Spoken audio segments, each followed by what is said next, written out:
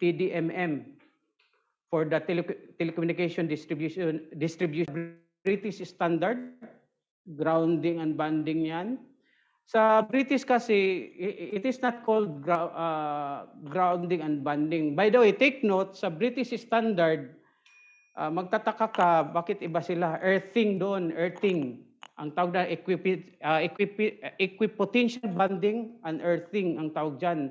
So magkakaiba yan by standards or countries. May kanya-kanyang pangalan. But the most common is grounding and banding. So do not get confused between earthing and grounding. By codes lang yan, by terminologies nagkakaiba. Now we have the IEEE. We have this. For other standards, we have the ISO. And we have the NFA, the National Electrical Code. USA ito. Again, sa Pilipinas, we use Philippine Electrical Code. And then we have the Motorola Standard and Guidelines for Communication Sites. So note on that those are the commonly used standards, but there are so many other standards related to grounding and banding. Now the scope for my electrical system, I will just briefly partly cover grounding and banding for commercial power. Pero itatakal ko dito yung grounding and banding terminologies.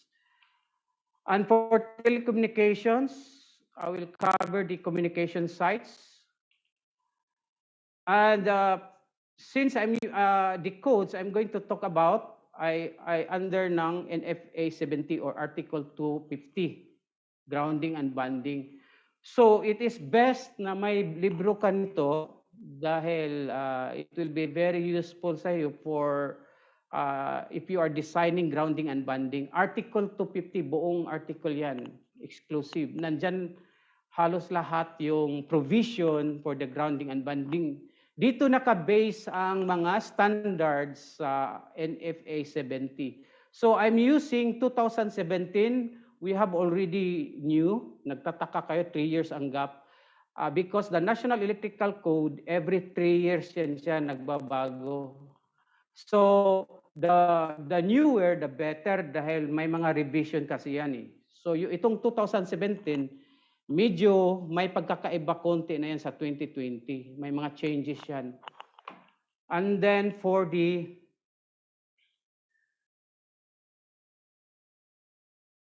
undergrounding and banding with this article, what are to be covered? So general requirements for grounding and banding of electrical installation and the specific requirement, we have 1 to 6. So ito yung coverage ng Article 250, system, circuits, and equipment required. Ito yun. We have also circuit conductor to be grounded on grounded system, location of grounding connection, types and sizes, until conditions. And all of these are indicated, nakalagay dyan, part 1. Lahat dito naka-indicate yung mga to be covered under grounding and banding. Part 5 is banding, and we have also for instruments, meters, and relays. Okay, and then, yan lahat yan, yung naka-highlight, puro grounding and banding yan.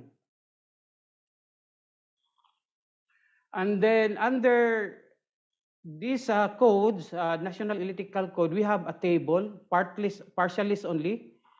So this covers like the cable trays, Article 392 and Section 392.60.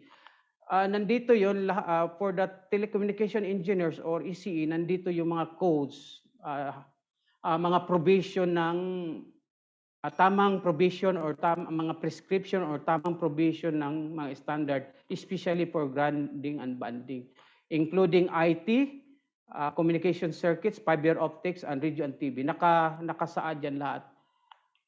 And then, next, we have also for the PV systems, section covered, and others. Nandito yan.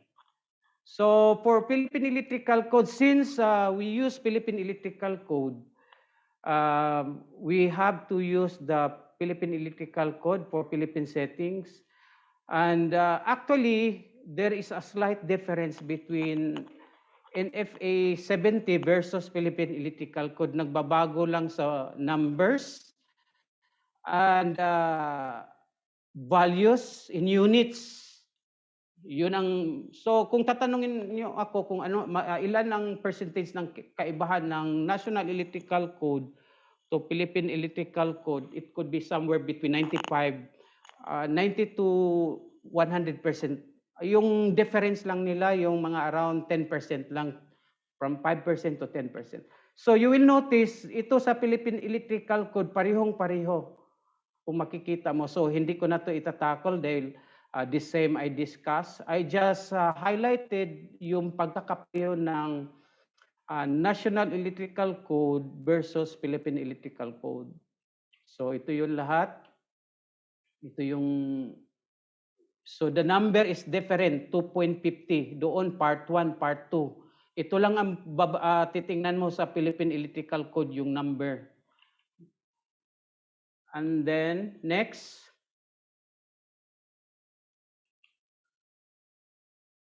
So again, the same partial list, nag-iba lang number.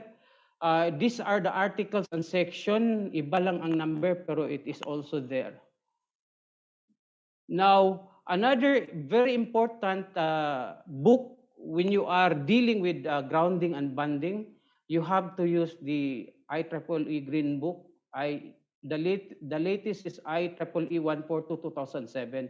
So ito ang ginagamit ng mga electrical engineers for designing grounding and grounding of industrial and commercial power systems. Ito ang ginagamit namin bilang electrical engineers and PEE, so mga design ng substation and other commercial systems. So ito yun. Marami ito by color, IEEE. I use only the green. Pero marami yan, different standard. But for the grounding of a particular commercial system, ito yun yung Green Book. So ano ang meron yung Green Book? Foundation for grounding. So therefore, kung nagde-design ka ng grounding, you must have this book. Then, we have it provides all the information you need to clear up confusion and develop a good grounding design. So yun ang purpose.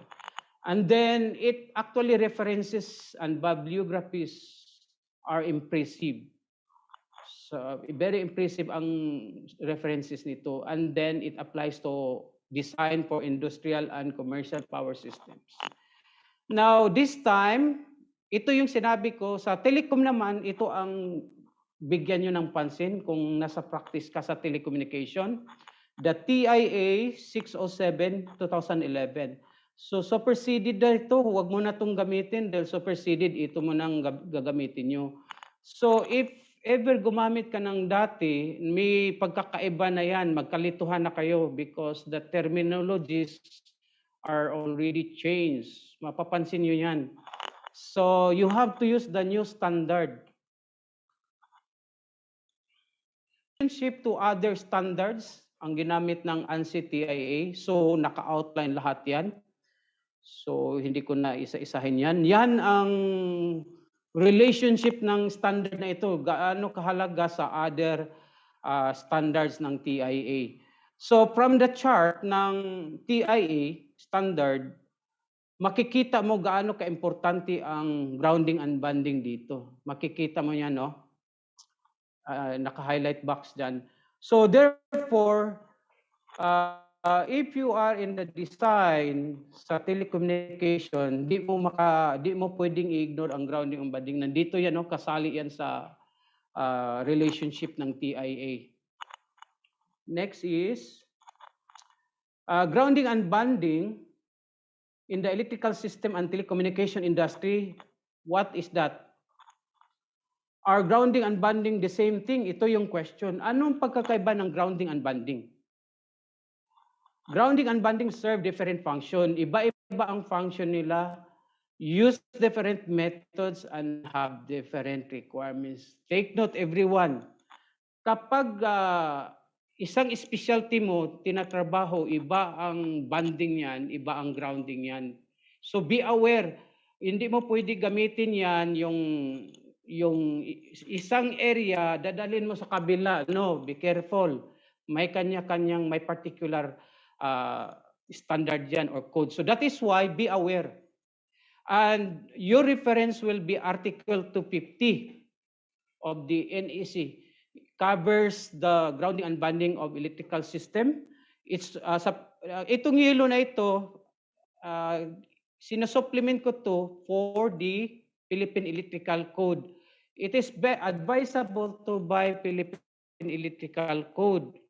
Kailangan mo yan dahil nandun ang mga information you need for grounding and bonding. So, by definition, hindi pareho ito, but they are related to each other. They do work closely together in a yin-yang. Parang, anong tawag, ibig sabihin ng yin-yang? Parang magkasintahan. Yun ang ibig sabihin ng grounding and bonding. Hindi pag magkasintahan, hindi nagkakasundo, problema yan. Alam nyo yan. So, that's the point of grounding and bonding. Then, grounding and bonding in the electrical system and telecom industry. So, dito mo makikita yung pagkakaiba. Saan ang grounding, saan ang bonding? Ito yun. Yung nakakonect sa electrode, grounding yan. At yung nakakonect between two electrodes, yung nakakonect na conductor to the enclosure, to the metallic element, yung mga conductive element, ito yung tinatawag na bonding. So watch closely yung pagkakaiba ng grounding at bonding. So I think very clear sa inyo na malinaw na iba ang grounding. With this illustration, pinakita, ito yung pinaka-simple illustration na magkaiba ang grounding and bonding but deserve magkakasama sila, may relationship. Next. What is grounding, by the way? Grounding is the electrical system connection to the ground itself. So ground means lupa, earth. So definition as per Article 100 or sa PEC natin na 1.1, ang ibig sabihin ng ground, the earth. So yung tinungtong natin, yung world, yung earth, lupa, yan ang ibig sabihin ng ground.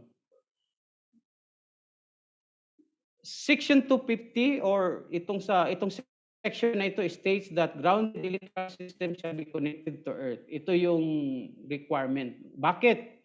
Bakit daw? Will limit the voltage imposed by lightning, line surges, unintentional contact with higher voltage lines, will stabilize the voltage to earth during normal operation. Ito yung kailangan. Anong reason?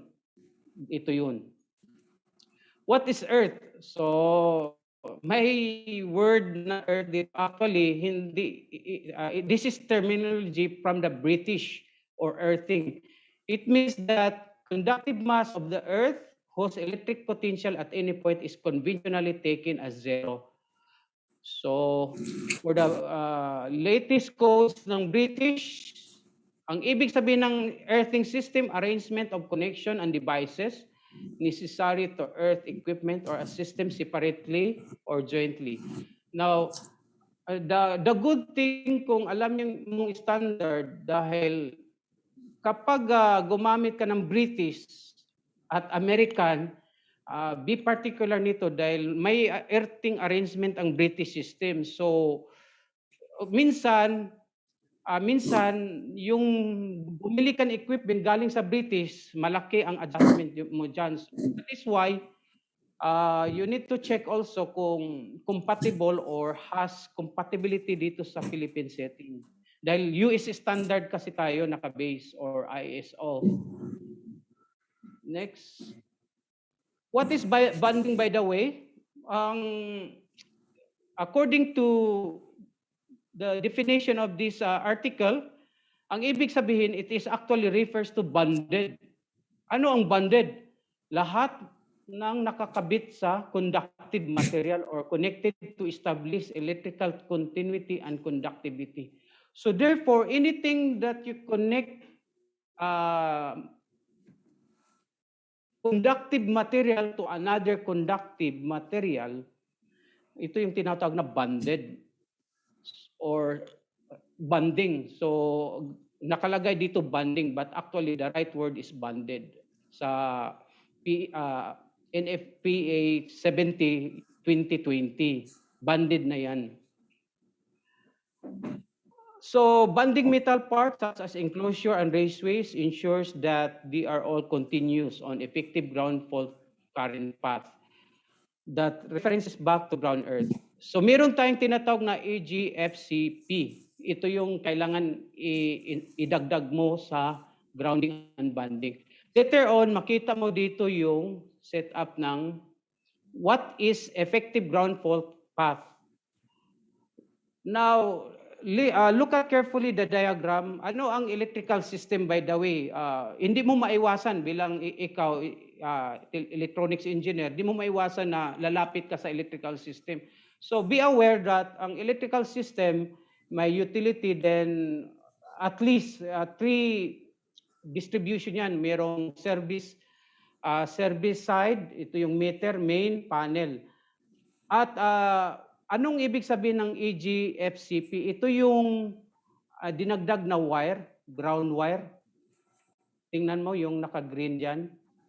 Dinagdag yan yung ground wire, nakakabit sa mga metallic enclosure. What will happen? Anong purpose nito pala yung AGFCP? Ito yung alternate route nang magkaroon ka ng ground fault. Kapag magkaroon ng ground fault, dito dadaan. Yan ang purpose yan ng AGFCP. Dito dadaan yan. Now, sa Pilipinas, maraming practice na hindi ginagawa ito. At kaya maraming bahay nagkasunog. Maraming sunog sa atin. Take note, I know maraming sunog. Dahil mostly maraming hindi gumagawa or hindi ito na-practice sa mga bahay-bahay. So, ang purpose ng AGFCP is to route the fault na kung nagkaroon ng at balik sa source. Now, what if hindi mo ito nakabitan? Anong mangyayari? Magkaroon ng problema yan sa either magkaroon ng sunog or electrocution. So, ito yung importante sa electrical system NFPA at PC. And then, tingnan mo ang path, pag nagkaroon ng ground fault, doon yan, yung pula, dadaan yan siya sa at balik sa source. Yun ang cycle yan, alternate route. Be aware, may mga terminologies dito na naka-indicate MBJ, main bonding jumper. Ito ang pinaka-importante sa electrical system, sa bonding. Yung EGC naman, equipment grounding conductor, ito yung mga nakakonect sa equipment. EGC. These terminologies, ma-encounter nyo yan usually kung may mga electrical kayong pinakabit related sa telecom. And we have the GEC, grounding electrode conductor. Yung wire na nakakabit directly sa ground, yun ang GEC. Ang EGC, ito yung mga nakakabit dito from enclosure to enclosure. Yan ang mga EGC. So what's that terminology? Dahil yun ang pinaka-importante na mga bonding and grounding na palagi niyong ma-encounter yan. And in this diagram, bagal mo. Tangina mo. In this diagram, okay, pareho to sa previous, pinakita ko lang kung saan dadaan ang path ulit. Kung naka-3-phase ang system mo, ganon din ang path. Tingnan mo, isa-serve niya ang alternate route to back to the source kung magkaroon ng ground fault. So, nandito yung mga terminologies again. So, hindi ko na ito i-discuss. Pareho lang na sa previous. For 3-phase naman ito. And then, gaano kahalaga ang AGFCP? Kung wala kasing AGFCP, kung may fault, sigurado makuryente ka niyan, like this diagram. Walang nakagabit na ground wire dito, sigurado makuryente ka niyan. Ito yung disadvantage kung wala ito. So, ang sagot nito, yes. Is the effective ground fault necessary in the installation? Yes. A type recognized in section 250.118 and must be installed with all circuits. Ito yung sa NEC, ito yun. I-check nyo lang. And sa Philippine Electrical Code, ito yung equivalent. Pareho yan. Now, it must be. Kailangan talaga ikabit yan. But practice sa Pilipinas, kung nagtitipid kasi, ang resulta sa pagtitipid, sunog. Ayaw natin yung mahal, pero doon tayo sa unsafe. Kaya ito yung kahalagahan ng part of the bonding itong 1 AG-FCP. So hindi ko na to i-discuss. Tingnan nyo. And what is bonding? As I said, pinaliwanag ko na sa inyo, ito yung connection between two conductive materials and with the grounding. So yun ang ibig sabihin ng bonding. So sa new codes, kailangan you have to remove the paint kung magbabanding ka. Dahil may mga equipment kasi magagrounding ka tapos may pintura. In the new codes, kailangan i-scrape mo yan, tanggalin mo yan ang pintura to ensure better connection. Yan ang purpose. Part of the bonding. Why it is so important to ensure you have proper grounding and bonding for your electrical system? Ito yun. First and foremost, walang ibang pakay tayo actually. Safety of personnel within a building. Number one yan, safety. Dahil kapag hindi mo bigyan ng importansya, anyone, anytime, maaring may madisgrasya sa personnel na nagtrabaho. Other items could be negatively affected by improper grounding and bonding are sensitive equipment and low voltage signals. Another thing you have to be the reason why yung mga sensitive equipments, you have to yung proper and grounding and bonding must be properly considered. Yun ang reason yan. What is the goal of the code like NEC and PEC? It states that general requirements for grounding and bonding in electrical systems for both grounded and ungrounded systems. Ito yun ang, sa grounded systems, ito yun ang requirement. Electrical system grounding, electrical equipment grounding, bonding, and bonding of electrically conductive materials. In ungrounded systems, the same actions are required except for electrical system grounding. So, ibig sabihin dito, kailangan lahat either grounded or ungrounded. Ang exception lang nito kasi sa electrical system side, walang grounding yan. So sa diagram, makikita mo ang pagkakaiba ng grounded system. Ito yung grounded system na electrical system naka-grounded. Ito yung sa source. Ito yung sa customer side, consumer side na naka-ground. Ito naman ang grounded system. We have the Y system. Gumamit tayo ng Y dito at delta. Sa delta, walang grounding yan, yung electrical system. Oh, and then, ito yung definition, na-discuss ko na anong ibig sabihin ng effective ground fault. So, ipapas ko na lang yan. What section of the NEC or PEC should be well-versed in to ensure you perform the grounding and bonding of the electrical system? Basahin mo lang ang buong, kung matyaga ka magbasa, yung Article 250. Yan ang ibig sabihin nito. Kung Philippine Electrical Code, nakabili ka, mas maganda yung Philippine Electrical Code, Article 2.50. So, and then, since gumamit ka ng mga cables nito, ang una mong titingnan, 3 cables yan. Ito ang ginagamit namin yung sa mga PE, yung pag-design ng grounding cables. Ito yung 3 important tables na ito sa mga nagde-design. So 3 tables is mga 3 tables particularly for grounding design. So, nandito yung Philippine Electrical Code. So, kailangan yan at all times for the grounding and banding. Why grounding is so much important than most people think? Grounding errors, ibig sabihin, mahina or mali yung pagka-grounding. Ano ang resulta? Electric shock, sunog, fires, equipment damage, power quality problems. And under the power quality problems, systems, circuits, and equipment. Now, do not forget also na kapag mahina ang grounding and system, ito lahat ang contribution. So, sa telecommunication, for example, nasa cellular ka, kung do not tell me na pag may problema is only purely sa digital side. No. Grounding and banding, may problema yan, nakadagdag yan sa problema is when it comes to power quality, yung power quality nakadagdag yan sa problema. Affected system, circuits, and equipment yan. What is the most common culprit? Ano ang problema? Installation errors.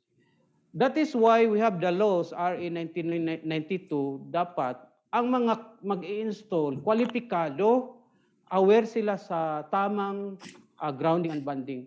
Now, kung yung trabaho or installation, ipagkatiwala mo sa non-competent, non-qualified, sigurado, malaki ang contribution sa installation error niyan.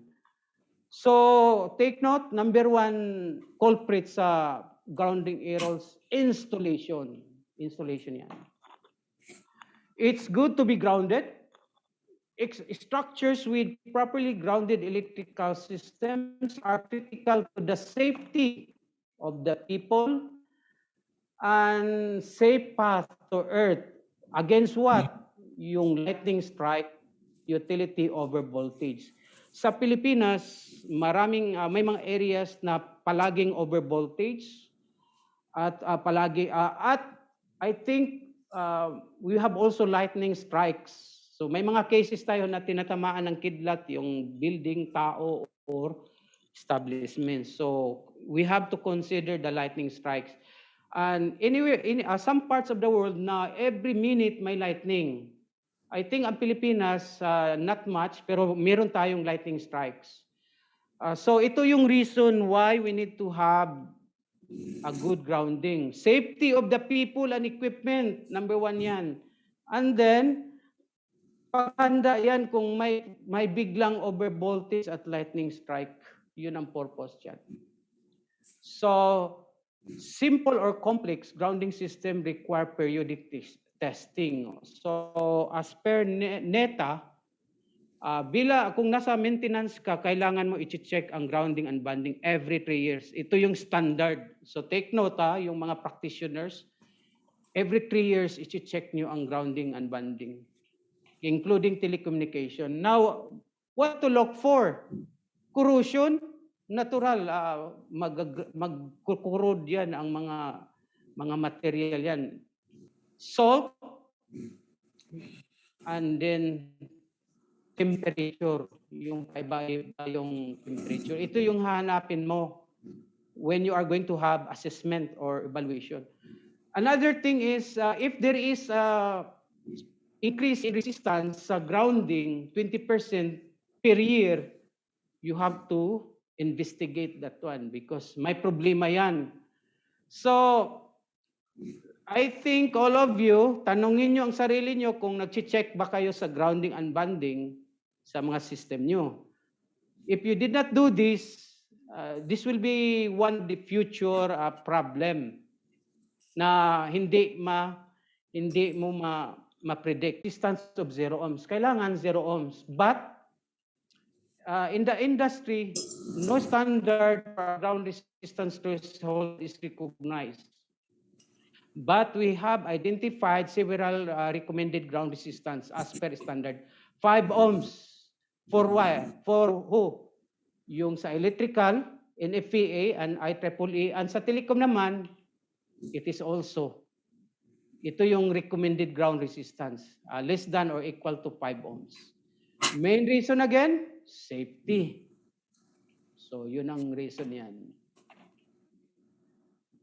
Recommended ground earth resistance as per codes and standard. By the way, take note, ito yung mga recommended for a single ground rod or ground plate to have an earth resistance of 25 ohms or less. So usually yung single ground rod, 25 ohms or less, ito yung standard recommended by the National Fire Protection or the National Electrical Code. How about for the electrical systems? Ito yun sa electrical, 1/2 to 5 ohms. Ang electrical systems, talaga yan sa 5 ohms.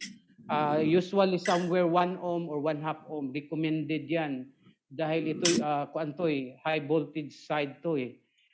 And for the substation, nandito, 1/2 to 1 ohm. Kailangan 1 ohm ang substation, ang grounding yan. Now, for the manufacturers, de facto guidelines for the manufacturers, like for the sensitive equipment, they need to use less than 1 and 5 ohms. Therefore, for sensitive electronic equipments, grounding and bonding of that will be also 5 ohms below.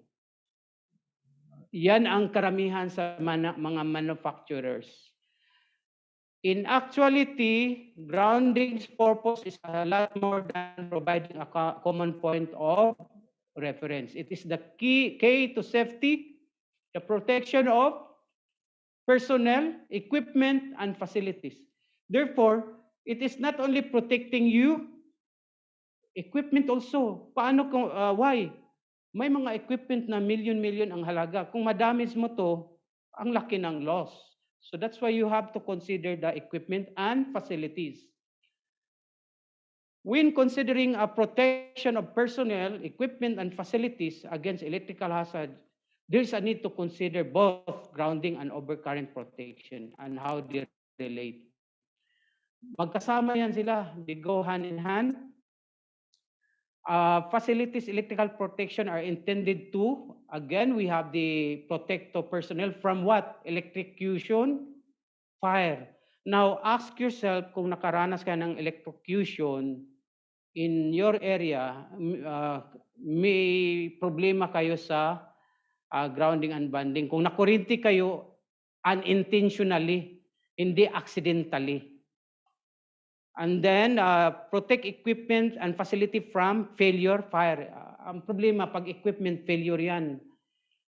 And then, protect electrical circuit from cable failures. Now, from the electrical circuit, ang unang matatamaan yung mga kable. Yun ang mga masusunog. Proper grounding comes to play, both yan. Number one, system protection, and then there is fast enough to eliminate or least minimize damage. So therefore, dalawa palagi yan. Protected siya for protection. Another thing is to react from damage or to minimize damage. In most cases, accidents and failures occur because of two events. Ito, dalawa yan. A poor ground does not cause a problem itself, but coupled with a short circuit. Kapag mahina ang grounding mo, may aasahan kang short circuit yan. An improperly installed ground system, pag improperly installed ground system, may not cause a problem until kailan yon? Pag magkaroon ng short circuit. So, walang improperly installed, when it will happen, palaging nagsu-short circuit ang system mo. Papunta na yon magkaroon ng accidents and failure, especially kung pabalik-balik na ang short circuit. Next, why we ground? There are several reasons. Ilan to? 8.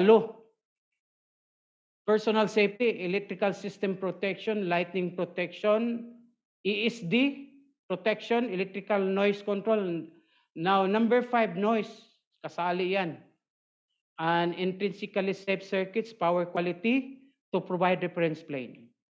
Now, number one, personal safety, ang una mong puntahan ay yung National Electrical Code or Philippine Electrical Code because nandun yung equipment grounding and banding and also overcurrent protection.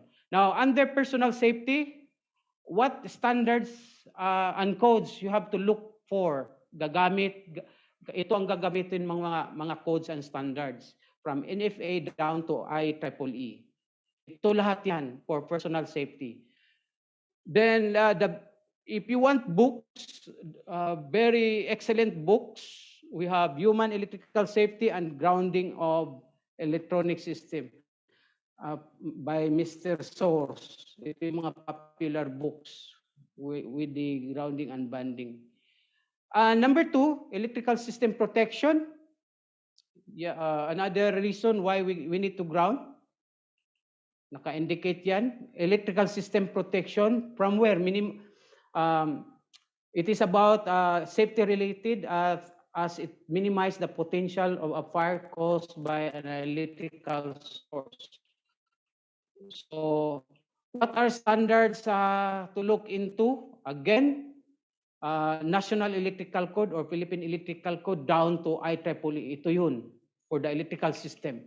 For the lighting protection, another purpose for grounding and banding is lightning protection.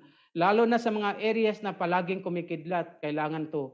So, you need grounding and banding for the purpose of lighting protection. And another is sensitive ang mga digital instruments sa lightning and RF at yung mga disturbances. What are common standards you have to use kung magde-design ka or when you deal with the lighting protection? Ang una mong titingnan is yung NFPA 780 for the lightning protection system, and then this one, the EPI 2003. Next, the ESD. Alam mo namang ESD, sensitive to sa mga digital, lalo na yung static. So we are aware about the static electricity kapag mag-touch ka ng tulad ng CMOS, tulad ng IC, or even circuitry, madaling masira yan. So ito yung purpose, electrostatic discharge protection. Kaya kapag lumalapit ka ng isang equipment, may strap yan, grounding strap sa ilalagay mo sa wrist. Yan ang purpose yan. Common codes, gagamitin mo, the ANSI for exclusively for ESD standards, and these are recommended tolerance for the IBM 2 times 1010 ohms, yung reference niya, and for the ANSI is 1 times 109 ohms. Ito yung mga specification for the electrostatic. Electronic noise control, there are several causes of noise, yung caused by capacitive or electrostatic, and we have the inductive. Ito yun, normal yan, hindi maiwasan. And we have the reflection and absorption, radiated, tulad ng dami tayong noise, origin of noise, tulad ng motor, fluorescent lamp, and so on. Then we have another noise, the conductive, yung sa kable. So these are several noise coupling types. So the ground is not a sump for noise but can actually be a source of noise. So therefore, kailangan may tamang grounding din dito dahil ang ground mismo also mapapasukan ng noise yan, lalo na pag hindi maganda pagka grounding. Next, intrinsically safe circuits. If there's a need for instruments in classified hazardous areas, grounding can be an issue. So gamit tayo ng IS Zener barrier. So grounding between the field instrument and the instrument circuit, meron kang in between yan, yung IS Zener barrier. Yun ang gamit nito. Next, common codes Under this will be IECRP. Ito yung standard dito. And then we have the ANSI, ito yun. And then we have the NEC Article 50, the National Electrical Code or Philippine Electrical Code that covers the intrinsically safe circuits. For the power quality,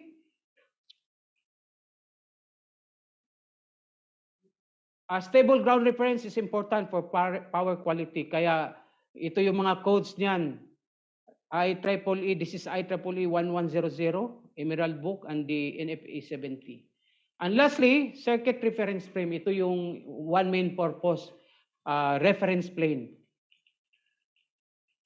So, function of proper grounding, the reduction of potential elimination of many electrical problems. So, yan ang main function niya. So, based on Ohm's law, ito yung kalabasan. If you look at the Ohm's law, so grounding is the control of minimization of the R to reduce the effects of E and I. So, because of the resistance, maapektuhan yung E and I. Grounding can cause more harm than no grounding. And misunderstood grounding also. So, principles of electrical grounding, ito yun. Balik tayo sa simple circuit. We have the resistance. Resistance of the conductor, ito yun. And ito yung load. If your I is E over R, so kung mababa ang resistance mo, mataas ang kurente. Yun ang kuan. R1, RL plus R1. Ito yung RL dito. Then, now, listen everyone. Sa mata ng source, ang makikita lang niya is impedance and resistance. So, ito yun. Current flow 6 path of least impedance, not just resistance. Now, look at carefully. Potential, pag magkaroon ng potential difference dito, ito yung sabihin natin nasa grounding side. And this is the load side. This is the source side, especially sa grounding side. Kapag tumaas ang potential dito, apektado na ang source side. So therefore, yung RL mo must be considered. And take note also na sa load side, since tayo nasa load side, do not just ignore na wala kang contribution sa source. Kapag may problema ka dito, apektado ang source. Ganun ang mangyayari. Therefore, titingnan mo rin yung epekto sa source. Huwag mong isipin na, sabihin mo na, isi ako, wala akong pakialam sa electrical. No. You have to do the right thing para sa load side dahil you contribute the source side. Now, ito yon, highlight ko. This is part of the source side. Any change of potential difference, apektado na ang source side dito. Ito yung load side. Mga resistor impedances lang yan makikita. Electricity does not seek the path of least resistance to the earth. It seeks all available paths back to its source. Yan ang point ko dito. Naghahanap ng daanan lahat yan, balik sa source. So, paano kung may lightning? Kapag may potential difference ka dito, especially pag may lightning strike, sigurado apektado ang load side and the source side. Now, ito yun sa mga practitioners, kapag taas ang noise mo, harmonics and faults, apektado din ang source side. In large scale, pag mataas ang noise, harmonics, faults, apektado na ang source side. Now, what is a short circuit sa electrical side? Ang short circuit is, kailan mangyari yun? Yung dalawang line wire nakakonect, ang tawag yan is short circuit. So, kailan magkaroon ng short circuit? Kung mababa na ang resistance ng load, meaning 0 ohms na dito. So, kapag mataas na ang mababa ang resistance, mataas ang kuryente. Ito yung tawag na short circuit. Ito yung iiwasan.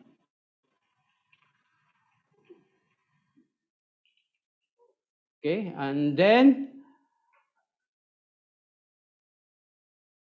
balik tayo dito.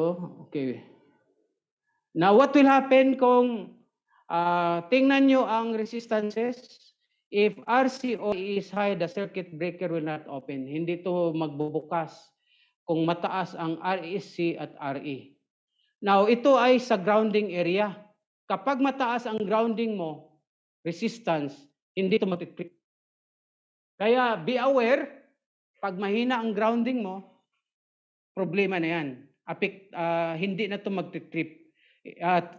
Tingnan mo ang condition dito. And what happen if low REC with high RE, mataas ang RE? Ito yung simula sa sunog. Ito yung common mangyayari sa Pilipinas. Yung mataas ang grounding resistance at may short dito, sunog yan sigurado. So there are several short circuit classification: voltage, momentary shorts, intermittent, and high impedance shorts. Ito yung mga stages ng short circuit, hindi lang isang short circuit ang mangyayari. Several stages or several classification ang mangyayari: voltage, momentary, and so on. Ang voltage is rare. Ito yung sinasabi kong several short circuits: phase to ground, phase to phase, phase to neutral, and phase to ground. Short. Now, ito yung simulation ko na ginawa. Pakita ko sa inyo anong mangyari kapag ito yung same circuit diagram. Ito yun. Kinuha ko at isi-simulate ko anong mangyari kapag mahina ang grounding mo. Here, ito yung conductor, ito yung fuse, ito yung load, and then ito yung possible short circuit mangyari, ito yung REC, at ito yung RE natin, yung resistance ng ground. Isi-simulate natin yan, tingnan nyo anong mangyari.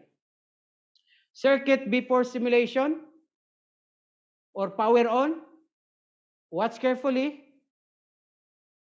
Ang value ng REC dito is 5 ohms lang. Ang value ng grounding dito, RE, is 995 ohms. This is under normal operation. Umiilaw. Very important simulation to para maintindihan nyo ano epekto kung mahina ang grounding. Ito yung voltahe, ito yung current. Now, i-turn on ko. Nagkaroon ng circuit under abnormal operating conditions, short circuit. Nagkaroon ng short dito. Malaki ang value ng resistance. Hindi nag-trip ang breaker. O hindi pumutok ang fuse. Bakit? Dahil mataas ang resistance. Ngayon, anong mangyari pag mataas ang resistance? Maliit lang ang wire dito. Susunogin yan. Itong wire na ito, susunogin dito, magsimula ang sunog. Dahil ito, maliit ang wire dyan. Kaya, hindi mag-originate ang sunog dito yan in common practice. Dito ang sunog. Kaya saan ang sunog? Sa mga extension wires, sa mga saksakan, hindi sa mga sa source side. Kaya kung tatanong ka saan ang galing ang sunog, dito yan. Now, look at carefully a condition, tingnan nyo, nung maganda ang grounding. Ito yung 5 ohms. Tingnan nyo maigi, pumutok ang fuse. Malinaw ba? Mga participants? Nasundan nyo ba ako?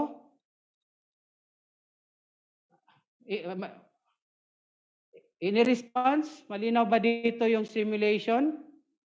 Yes, sir. Very clear. Uulitin ko ha. Kapag mababa ang resistance mo, maganda ang grounding mo. At kapag may short circuit dito, puputok ang fuse or mag-trip ang breaker. Yan ang purpose ng grounding.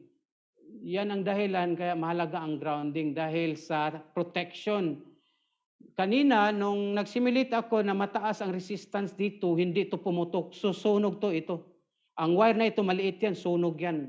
Kaya, itong simulation na ito is a good example na makita nyo. Just a simple circuit, makikita nyo na ang problem. Okay. So, ito yun. Yung sa simulation, saan ang problem? Yung binabox ko. In the box areas, these are the design challenges of the grounding and bonding. Proper design and implements and electronic systems. So, listen everyone, yung kapag mag-grounding and bonding, huwag mo isipin yung telecommunication side, may kinalaman din to sa electrical system. Kaya naka-box lahat yan, no? Ito yung sabihin natin na load side ka, pero may kinalaman ka sa source side. It can affect the source side. Yun ang principle of grounding and bonding. There are cases, ginawa ko to ng CAD. Case 1, good grounding installation. Ito yung good grounding installation. Ito yung transformer. Ito yung supply side. Ito yung main distribution. Ito yung submain. At ito yung final. Itong kadalasan ang mga electrical system. Here, makikita, bakit good grounding ito? Ito yung tamang grounding system sa electrical. Mababa ang resistance ng grounding. Ito, yung electrode nito, electrode resistance. Mababa pag isukat mo yan. And then, nakaband. Ito yung main bonding jumper, MBJ. Ito yun, yung binanggit ko kanina. At sa pangalawang panel, walang ground. Huwag ka maglalagay ng MBJ dito. Ito yung tamang grounding installation. Nararapat. Maraming palpak na trabaho actually sa electrical industry. Dahil may mga incompetent na electrician nagkakabit sa wala sa ayos. Maling-mali lahat yan. Nakaragay dito, TRIO-LA, meaning malaking kable ito, malaking cross-section area. Ito, maliit na to. Now, yung binanggit ko sa'yo na sunog, dahil maliit na kasi ang wire dito, dito ang cause ng sunog. Ito ang good grounding, ha? Take note. So, ROLA, ito yung formula. Ano ang ROLA? Yung pag-memorize ng formula, ito yun. Row length over the area. Yung N is yung number 3. Example, number 3. 3 times. Yun yan. 3 times the area. Ang X dyan, ito yung X nakalagay, OCPD, circuit breaker yan. Yung magti-trip dyan. Ito yung load side. Ito yung good grounding installation. So, listen everyone, kahit hindi kayo particular sa electrical, ito yung bantayan nyo. Aware kayo sa good grounding installation. Ito na yun yung magandang grounding dahil kapag may short, smooth ang flow ng kwano. Ito yung smooth flow ng kuryente. Ito yung load side. Kahit naka-conduit yan, nandun ang kable, dadaan yan. Ito yung mga circuit panel boards. Nandito yung metro. Ito yung neutral. Ito yung line. Ito yung neutral. And look at carefully. Ito yung the main bonding jumper. Ito yun, no? Naka-connect siya sa metal. At ito yung grounding electrode, papunta sa electrode. Ito yung tamang grounding. Next, meron tayong case 2. Ito yung improper grounding installation. Low or high, pero saan ang problema? Improper. Yung pagkabit ng, kinabit mo ang neutral at EGFCP, effective ground current fault path. Ito yun. Ito yung grounding wire. Nakakabit ang grounding at neutral dito, neutral dito, improper grounding installation yan. Maling-mali na yan. Hindi pwede yan. May problema yan kapag na-implement ito. And ito yun. Ito yung tinatawag na incorrect. Ang ground, ang neutral, naka-ground, naka-ban, neutral, naka-ban, mali. Ito, mistake na to sa installation. Incorrect yan, may problema yan later on. At the worst, poor grounding. Mataas ang resistance sa grounding. Ito yung origin ng sunog. Ito ang origin. Why? Kapag mag-short circuit ito between magkaroon ng ground fault, sabihin natin na ground fault, it means pag sinabi natin ground fault, yung line, yung blue, nakakonect sa ground. Kapag nagkaroon ng ground fault, mataas ang resistance mo ng RE. Hindi to mag-trip lahat. Hindi mag-trip to lahat ng circuit breaker. Anong mangyari? Iinit ang wire na ito. Mali ito eh. Dito ang cause ng sunog. Dito ang cause ng sunog. At yung mga bahay-bahay na nasusunog dahil sa kuryente, ito yun. Hindi nila alam ito. Ito ang dahilan ng sunog dito. So, maraming practice sa atin, lalo na pinapakabit lang sa mga yung ang tawag sa amin electrician, hindi electrician. Natuto lang ng isang oras, electrician tawag namin yan. Kaya dito ang sunog. 90% cause of fire as I check, electrical. Saan? Dito yun. Dito lahat yan, sunog. Hindi dito. Hindi yan masusunog ito. Wala yan. Ito dito lahat yan. Kaya ito yung potential hazard. Nakalagay na yan, potential hazard. Ito, potential hazard na yan. Bakit? Pakita ko sa inyo. What is a short circuit by the way? Ito yung intindihin nyo, ano ang short circuit. Sa electrical aspect, kapag short circuit, mataas yan, 1,000 amperes. Depende yan sa transformer, yung percent impedance ng transformer. Kapag 10 kVA, mataas ang kuryente yan, 5,108 amperes yan. Ang dadaloy dito, yun ang short circuit. How much more pag 100 kVA? Naku, 51,000 yan. Kaya, depende sa transformer na kinabitan, the higher the kVA, the higher the short circuit current. Kaya delikado talaga pag magkaroon ng short circuit. Lalo na pag improper installation. So here, ito yun ang dahilan bakit may sunog. Ang installation ng electrical, kapag tama, kahit malaki ang kuryente, maganda ang sizing namin, walang problema yan, no heat. Kailan mangyari ang sunog? Yung maliit ang wire, kahit maliit ang kuryente, dahil sa spark gap, yung small point, yun ang cause ng heat. Yung spark gap na yan, nakadikit sa papel, nakadikit sa flammable, natural. Sigurado sunog yan. So, karamihang sunog sa Pilipinas, 90%, I think mostly sa bahay-bahayan. Dito sa lugar namin, dito sa area namin, bihira lang sunog. Bakit? Stricto sila sa installation. Bihira lang sunog dito sa Oman. So yan ang reason sa maliit na wire. Ang reason at contact. Now, ito yung anong type ng short circuit at ground fault. Ang short circuit ay yung wire-to-wire connection. Yan ang short circuit. How about ground fault? Yung isang wire, either any one of that nakatouch sa ground. Yun ang ground fault. Yun ang kaibahan. Be careful. Iba ang short circuit at iba yung ground fault. So, you see the difference between the two.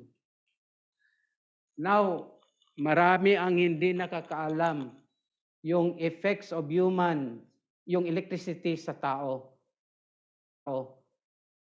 And how much ampere lang ang fatal, yung ikinamatay ng tao. Anybody, how much?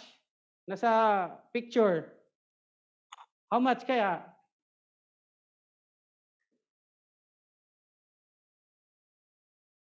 Anybody? Yes, 200 milliamperes. May mga tao na on this level, wala 30. na, patay na. 200 milliamperes already fatal. Lalo na pag matagalan ka, tsugi ka talaga. At frequency, ito yun. Bakit nakurinti ka at nabitawan mo? Dahil sa frequency. Kapag mataas ang frequency, at 6 Hz, yung, di ba yung kurinti is positive, negative, may chance mag 0 volts yan. Sa panahon na nag 0 volts, yun ang time na bitawan mo, na-release mo yung sarili mo. Pero may tao na hindi kaya magawa ng ganun. Contract agad. So, muscle contraction actually magsimula sa 20 milliamperes. So, be aware na maliit lang na kuryente ang dadaloy sa katawan mo is already fatal. Take note, 100 pa lang maaring hinto. May tao na mababa ang sensitivity or sensitive sa kuryente. May tao din na mataas. Depende sa tao yan. But ito yung ito yung threshold ng fatal. Next, ito yung improper grounding. Mostly sa Pilipinas, meron ito marami. Meron ka sa bahay mo, nahawakan mo yung bahay, ungrounded yan, at nakapaa ka, sigurado kuryente ka yan. Sometimes, may practice ako na live, magkakabit ng live. Ginagawa ko to eh. Actually, hindi proper. So, ang ginagawa ko, hinahawakan ko yung neutral, pero naka-safety shoes ako. At nakatungtong ako sa table. Pwede yun. Hindi ka makurinti. Pero actually, it's unsafe. Kaso, kailangan ko gagawin dahil live. Hindi pwedeng maputol yung activity. So, yan minsan ang ginagawa ko. Hinahawakan ko yung neutral. Pero, hindi ako naka-ground. So, ito yung mga situation na problema. Makurinti ka nito with the improper grounding. Next, we under the new electrical code ng NFPA 2017 2020, may dinagdag na definition yung neutral point. So where is the neutral point? We have several electrical systems. Actually, we have the Y. Ito yung single phase, ito yung delta. So ito yung tinatawag na neutral point. Ito yun, yung point na ito. NP. Yan. May mga color coding yan. And then, grounding, dito rin ikakabit mo yung grounding yan. Kita mo yung grounding. So, definition ng neutral point. So, next. What is a neutral point? A common point of a Y. Ito yun. Midpoint of the single phase. Midpoint of the delta. Yan ang definition sa Article 100. So, neutral point and neutral conductor, look at carefully. Sa electrical service, electrical system, makikita mo na yung neutral point and neutral conductor are connected. Yan. Any electrical system. Okay, wire color code. In Philippines, marami ding hindi nagpa-practice ng tama. Ito yung tamang color coding ng three-phase system. Since based tayo sa US, ito yung color na typic na gagamitin natin. So ito yun. For the three-phase and single-phase, ito yung color coding. And for the grounding, take note, we use green or green-yellow. Yan ang gamit dyan, or bare wire.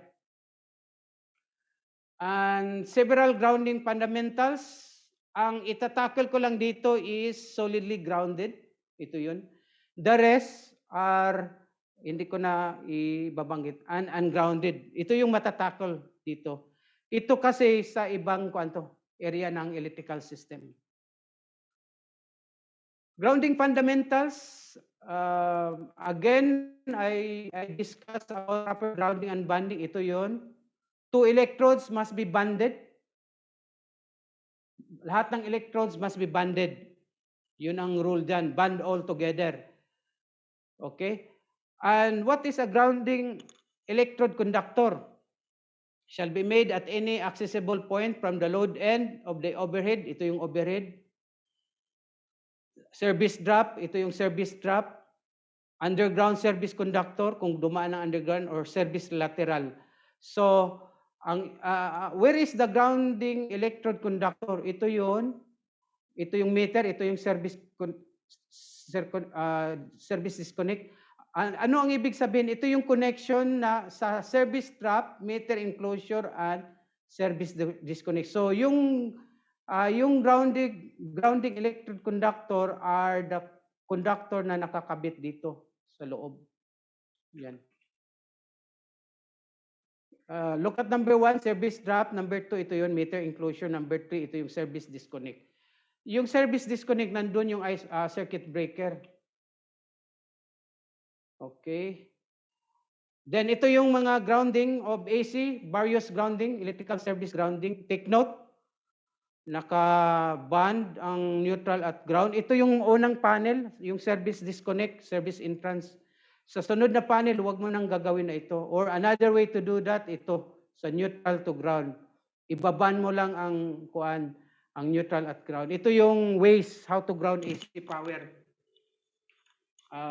Then ito yung mga provision, hindi ko na lang banggitin. Nandiyan naman yan eh. And another electrical service grounding from the grounded neutral bar. Ito yun, papunta sa grounding electrode. Ito yun. How about the separately derived systems? System bonding jumper connection. For the separately derived systems to be grounded, transformer included, generators, and AC or DC system derived from converter. So, isasali mo to sa grounding. And system bonding jumper connection also, take note, anong kaibahan ng separately derived? Ito nakakonect. Tingnan mong isa, mula dito sa bar, nakakonect dito. Yan ang pagkakaiba ng dalawa. For the separately derived systems, system bonding jumper connection. Circuits not permitted to be grounded. Yung cranes, hindi ito pwedeng i-ground. Yung isolated power systems sa healthcare. And circuits with electrolytic cells as provided in the Article 668. Systems permitted to be ungrounded. Ito yung ungrounded systems, delta, yung mga delta electrical system, naka-delta. For the grounded neutral conductor, in the service disconnecting means, ito yun. Ito yun, grounded, letter A. Equipment grounding conductors, ito yun. Connection of the equipment grounding conductor.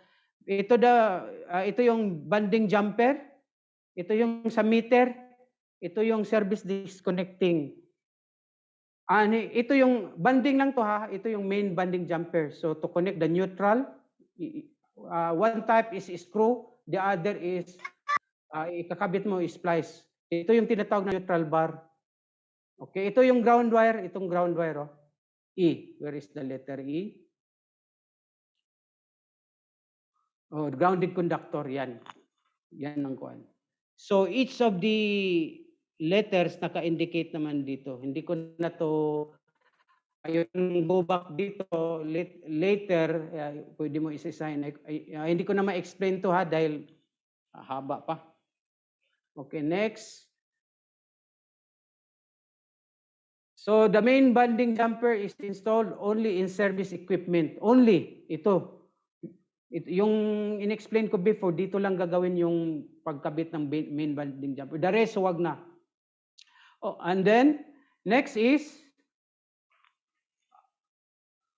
paggamit, yung sizing ng conductor, ito yung table na sa Philippine Electrical Code.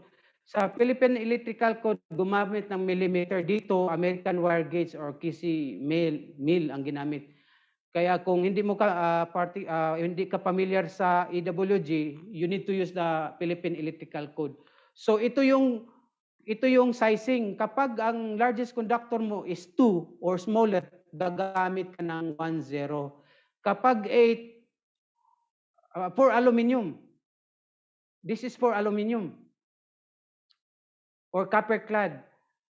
This is size, take note, size of largest ang grounded conductor for copper and aluminum. Kapag gumamit ka ng copper, number 2, ang grounding yan is number 8, EWG. Yun ang sizing tawag. Lahat ng grounding conductors, lahat ng nandito yan. Importante na table yun, ito, for sizing sa grounding wires. Lahat ng klaseng grounding wires, ginagamit ito yung basis.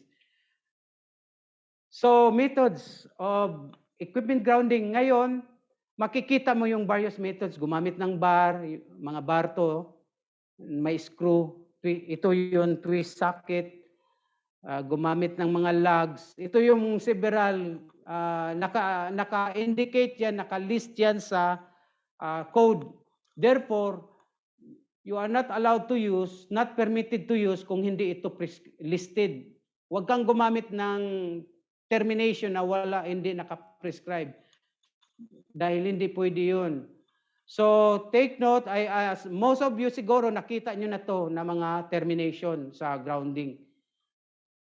And sizing, nabanggit ko na doon ang sizing of conductors, gagamit ka ng table, yun yung kung gumamit ka ng equipment grounding conductor, what you will do, you have to look at the ampere rating ng circuit breaker. Kung ito ang circuit breaker nito, for example, 100 amperes, you have to check ano ang kable para sa 100 amperes na circuit rating na current.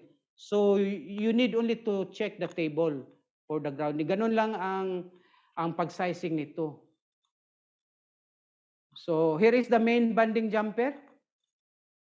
Daanan ko na to, nabanggit ko na ang main between ground bar and the neutral bar. This is neutral bar.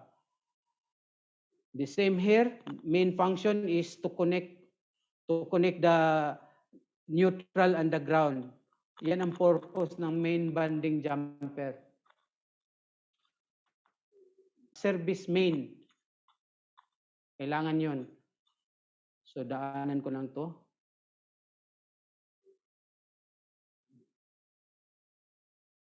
This is for the main banding jumper. Ito yon. Ito yung main banding jumper. Ito yung grounding electrode conductor. Ito yung GEC. Main banding jumper for parallel runs. Ito yon. Ito yung ground mo. 3 times 250 kc conductors per set. I-multiply mo ng times 3. So, when you multiply with this 750, i-check mo kung anong size for this 750 kc mil. Yun ang size ng grounding conductor. So, ganun ang pag-size. Kukunin mo yung largest. For the multiple enclosure, look at carefully how to band sa enclosure. Ito yun, multiple. Sa main lang to ha, nakaband sa enclosure. The same here, the same also. And for the large electrical system, makita mo yung grounded service conductor. Ito yun, grounded service conductor. And the MBJ is there to the ground. Ground bus bar, ito yun. Mga malaking electrical power source na ito. For the remote power panel boards,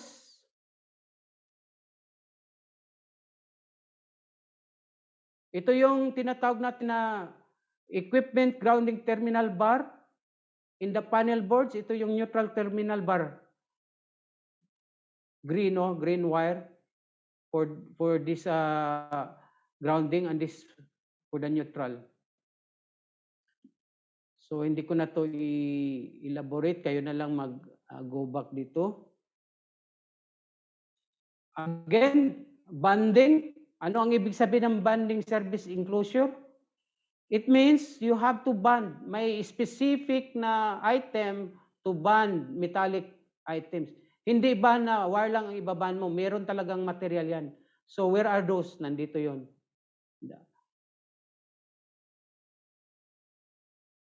Here is the, again, balikan ko yung anong mga pang-bonding na mga materials, balikan ko yun. Ito yung grounding electrode conductor. Ito yung papunta sa grounding electrode. Ang tawag ng conductor na ito is GSC. Yan. May mga kanya-kanyang tawag. Hindi pwede ganitong termination, not allowed. It should be splice. Ganito. May specific na pang-splice for grounding.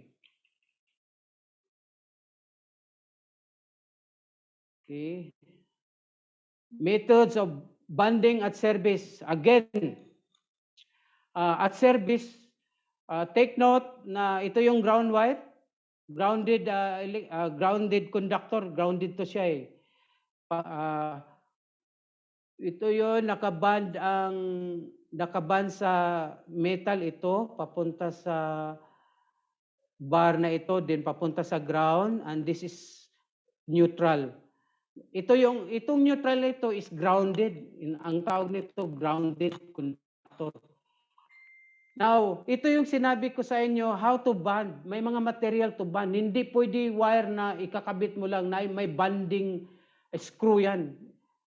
Hanapin mo to, bibili ka talaga pang bonding. Intended. Hindi pwede yung wire lang ang ilagay mo dyan. It should be bonded using screw.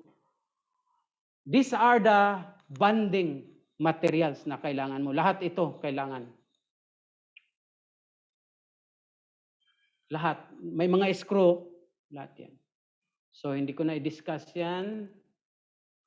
Ito, dinescribe na ang mga gamit. Also this one, bonding at the service.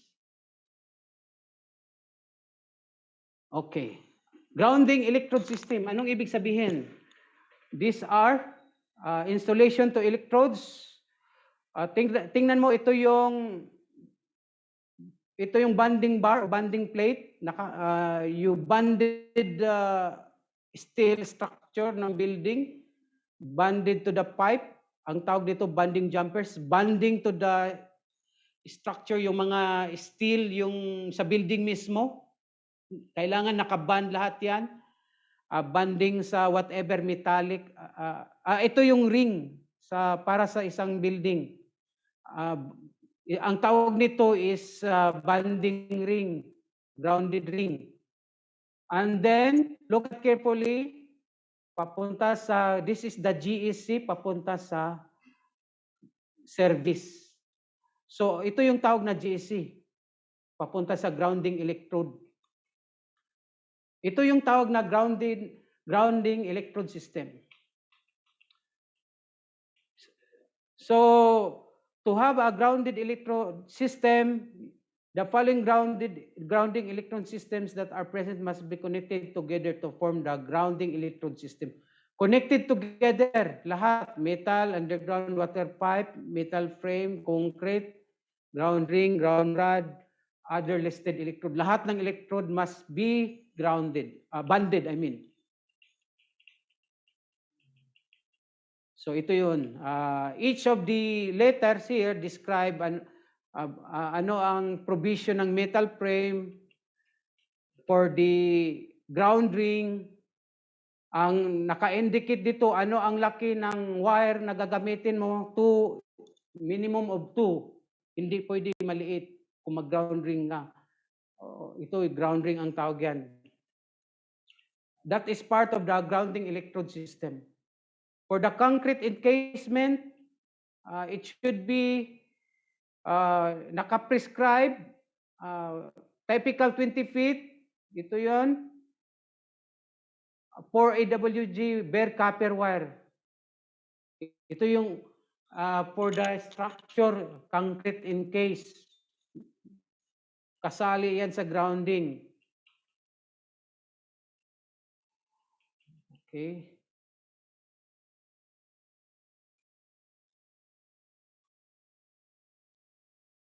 rod, pipe, and plate electrodes, provision ng electrical code, naka-itemize dito, naka-provision. If you want to know what are the rods to be used, lahat ng items, you can go through with this. Hindi ko pwede ito basahin. Okay, ito yung prescribed ng rod, minimum 8 feet. Take note, minimum sa rod 8 feet.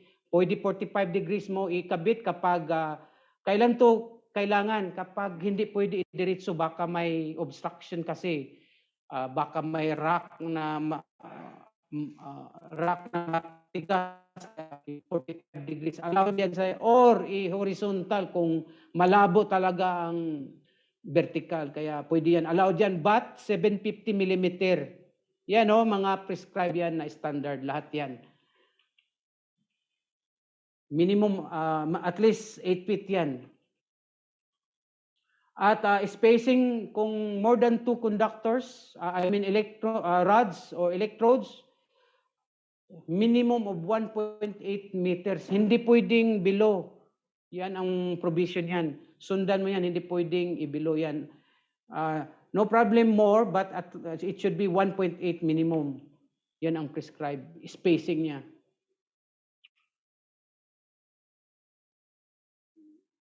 Metal underground gas pipe do not include in the bonding as grounding electrode system. Huwag mong isali ang gas pipe. Naka-provision yan. Bawal. So if ever ginawa mo to, no, do not do that. Gas gas.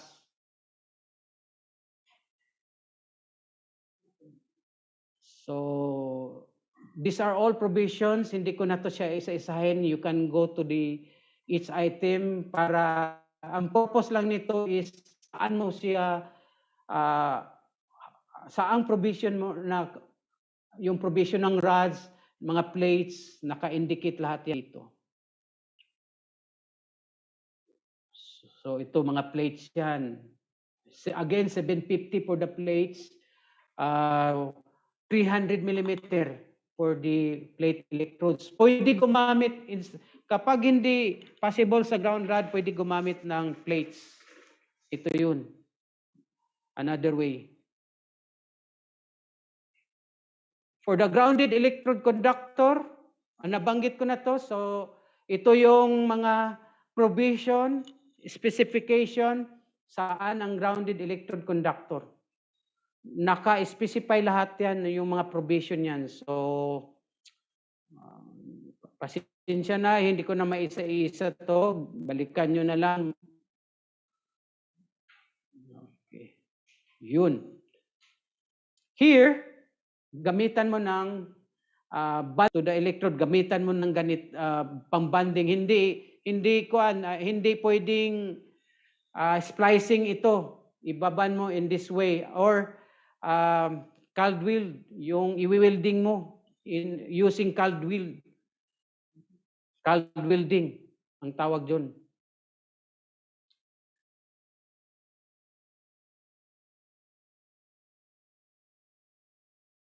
Sizing also prescribed. Technically, magsimula sa 4 EWG kung gumamit ng ground electrode conductor. Ito yung starting niya. Or 6 kung not exposed to physical damage. Yan ang mga provision yan. At may mga provision anong gagamiting klase ng kable. Pwede mo i-protect. Okay. So again, this is undergrounding electrode conductor sizing. Part of the grounding electrode system, makikita mo nakaband sa metal pipe again, sa ground rod, sa structure. Nakaban lahat yan.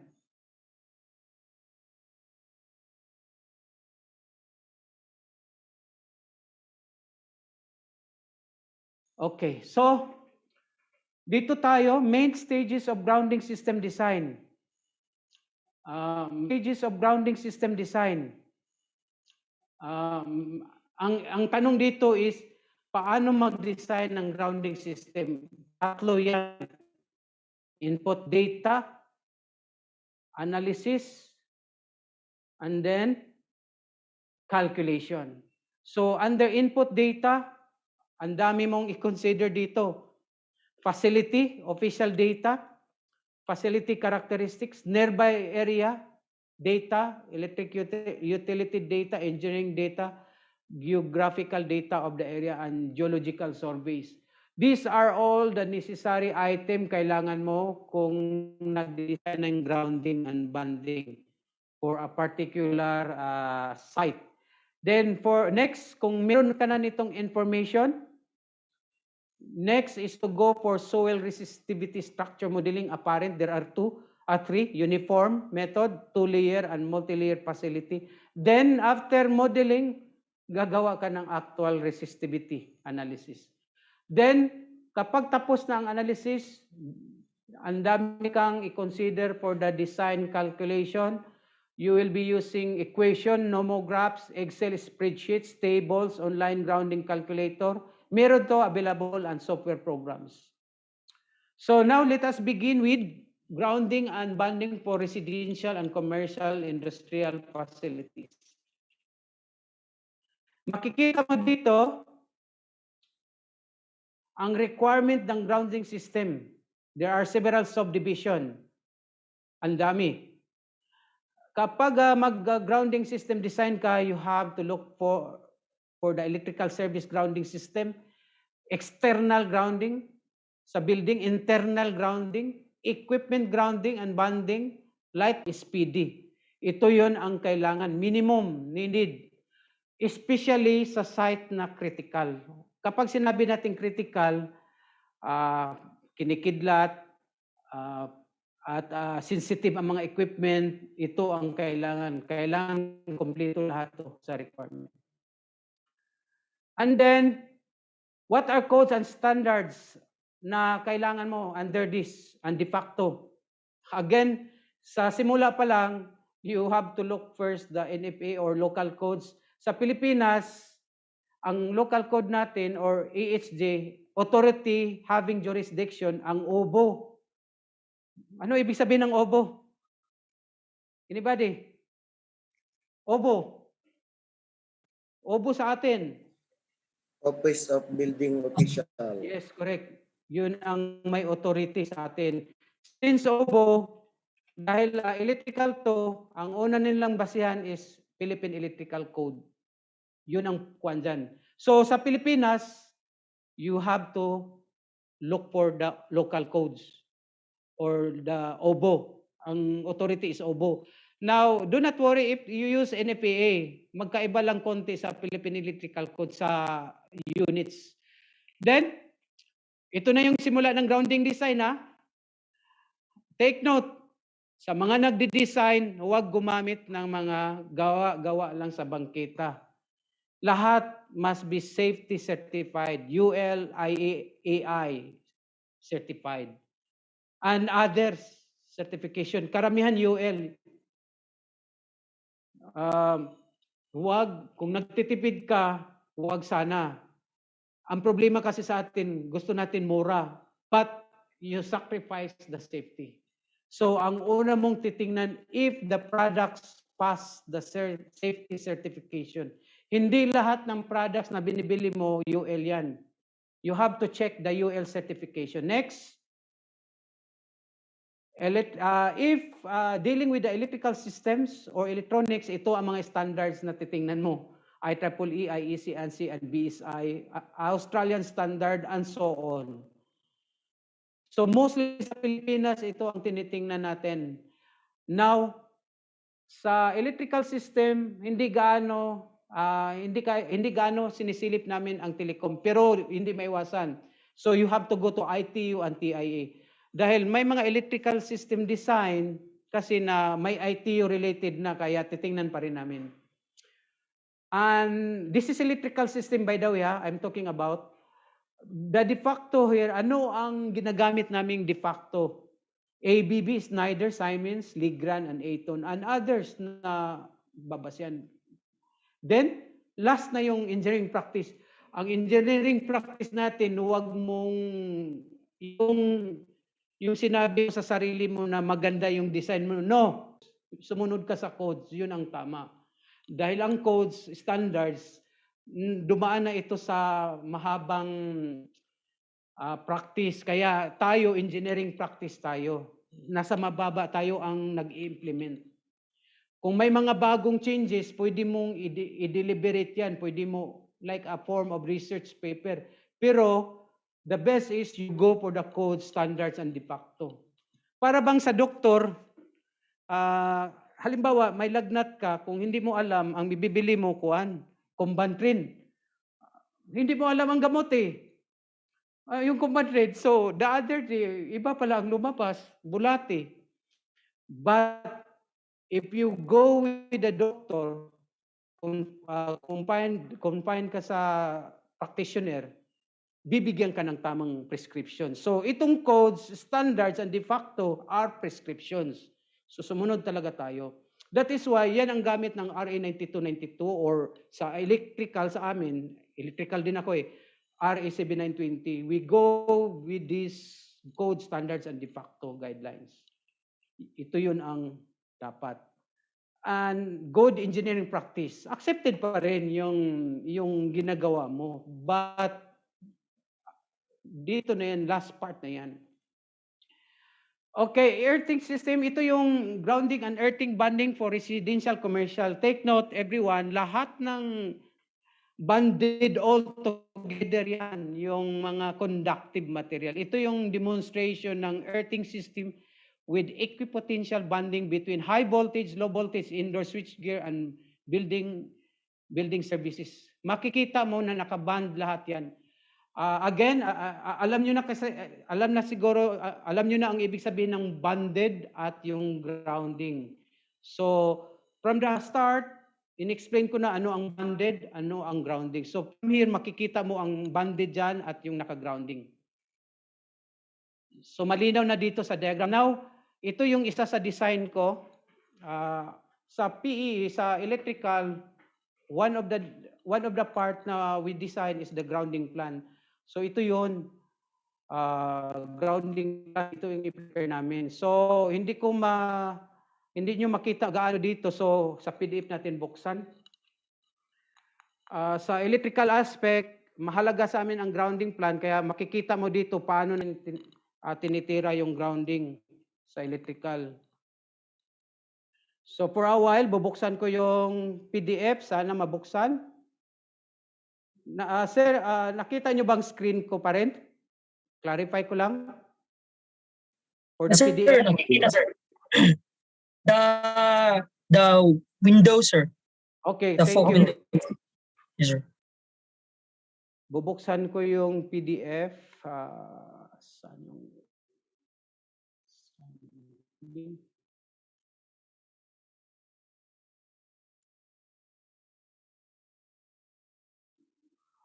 Kailangan ko maklik ang link.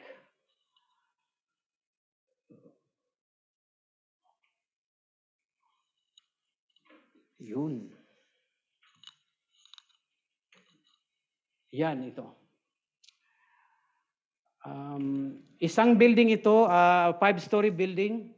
Ginawan ko ng grounding plan. Tingnan mong maigi kung paano kami grounding sa isang 5-story building. Ito yung nakikita mo mga distribution boards to. Ito sub-main. Ito yung mga final distribution. Yung sa diagram, yung sa CAD ko, from the start, ito yung makikita nyo. Sa mga apartment na to. Kung condo, ito yun, one condo. Dito kasi flat. So one flat yan. Kompleto na yan. Like may kitchen na yan. Kompleto na yan. So each of that is a residential equivalent. Now, tingnan mo ang grounding.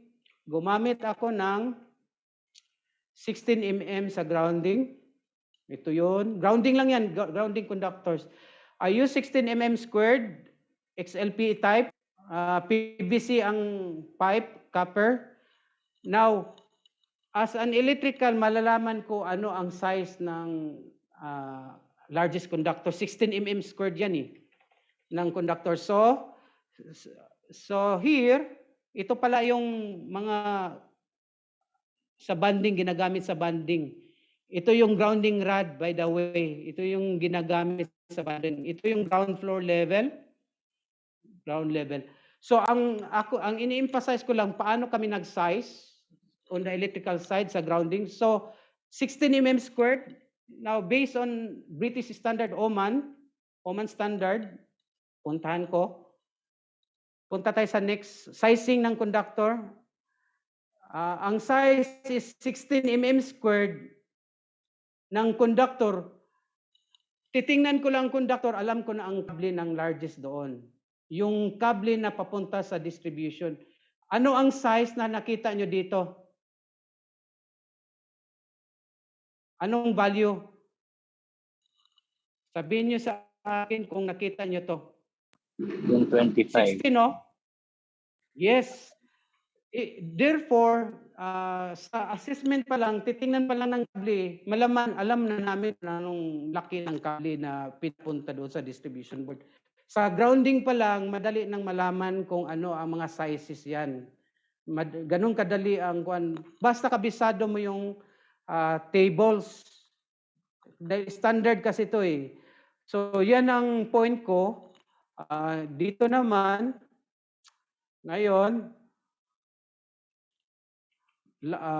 ito na yun sa transformer, sa substation to. One core, isang kable na 70 mm squared. Anong laki yan? Di ko na to alam ang laki. Bakit? Dahil sa Oman standard kasi, pero alam ko ang minimum size. 70 ang grounding na ginamit doon, pero alam ko ang minimum size, 150 and above. Ang largest conductor na ginamit sa ungrounded conductors. Ang tawag doon, ungrounded conductors. Therefore, alam ko na doon na ang ginagamit na kable doon, 150 and above. Mm squared. Mm yan ha. Mm squared. So ito yun ang pinakita ko sa inyo na madali mag-evaluate kapag especially existing na. Pero sa design, madali din dahil pag alam mo ang mga tables. Okay, balik tayo dito. I think pinakita ko dito, I'm using Oman standard. How about sa Pilipinas? The same, pero iba ang Pilipinas. Next slide. Ito ang Pilipinas.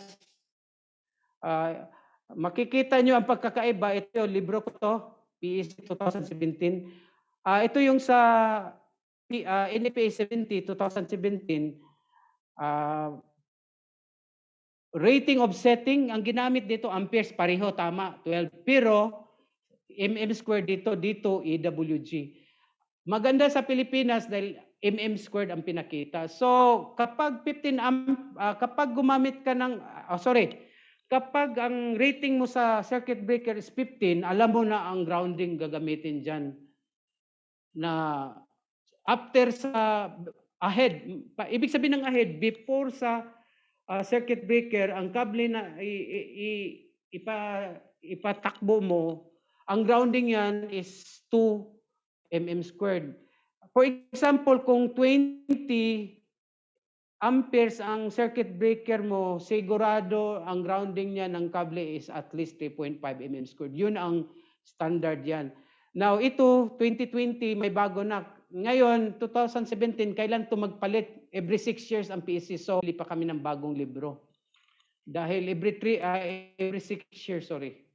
Saan na to? Okay. Yun ang sizing ng grounding pinakita ko.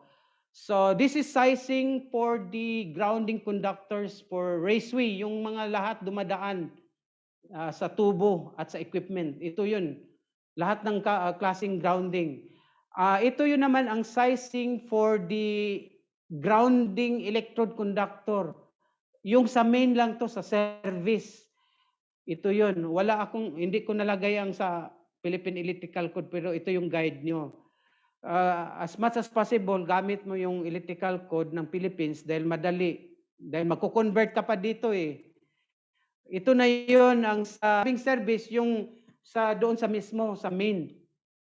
Ito yun ang grounding.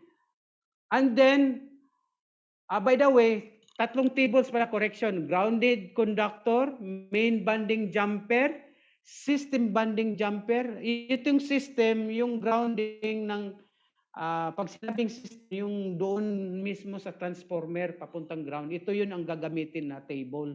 And supply side, supply side yun. Ang system, doon ito sa main, yung table na yan. Now, typical electrical service, ito yun as per Philippine Electrical Code. I think most of your residential, ganito ang setup. Pedestal metering area load, hindi klaro. Pero kung makuha mo tong slide, klaro na yan. For the pedestal, yung naka-pole, ito yung ang standard. Nandito yung metering, ito yung papunta sa bahay mo. Ito yung ground rod. Source, Binico. Benguet. Sino mga taga Benguet dyan? Sa inyo to. Another is, kung naka-wall, nasa bahay nyo mismo, ito yung setup requirement ng Binico. Na makikita mo, naka-grounding dito. And ito yung sa aerial galing sa poste. Ito yung standard, mostly standard, karamihan. Ito yung requirement kung concrete. Naka-indicate lahat yan yung requirement. So, Philippine setting. I think I obtained this from Meralco. Ito yung standard. Ito, compliant ito ng Philippine Electrical Code. Compliant lahat yan. Yung nakikita nyong kanina, mga provision, ito yun. Complied yan lahat dito, pasok dito. At ito yung customer-owned poles. Ito yun, again, very typical sa Philippine setting ito. This is for with meter at ito yung service equipment. Nandito yung circuit breaker. And about grounding and earthing or bonding for solar PV systems, yung mga design ng PV, ito ang kailangan nyo. Again, you go for the UL again, for the solar. Kailangan i-check nyo kung pasado sa certification. Marami na siguro kayong narinig na nasusunog ng mga PV system dahil hindi UL certified yan. At mali pa sa grounding. Mali sa grounding na materials na mga ginagamit. And electrical again, and again telecommunication, pasok dito for the PV system and the de facto. So for the de facto, marami pa kasi ang gumagawa ng solar, so maraming de facto guidelines dito. So ini manufacturers nga gumagawa ng solar. For the PV system, since PV systems are separately derived systems, they do not directly connect or tie into the loads, and thus they do not have the same bonding. So therefore, ang bonding and grounding requirements nito iba. Be aware. So merong specific bonding nito. NFA Article 250.4. Ito yung mga bonding requirements, Article 690, bonding and grounding, especially for solar only. And UL listed 2703 to UL 467 and IAEI. So for the PV systems, yung mga nagde-design ng PV, ito ang grounding and bonding yan. So this is the typical, asan ang location ng grounding conductors in a grounded PV system. I discussed this earlier, mapapansin mo pareho din. Look at carefully, yung neutral, ito yung grounding by the way. Ito yung equipment grounding conductor. Ito yun. Naka-ground lahat sa mga metallic parts. And then, naka-connect ito yung tinatawag na grounding electrode conductor, naka-connect siya sa electrode. Ito yung GES, grounding rod. At ito yung sa service mo, where ito yung service main na nandun yung metering mo. At naka-connect, at ito naman ang grounding electrode conductor, ito. So ito yung typical grounding system ng grounding and bonding system ng PV system.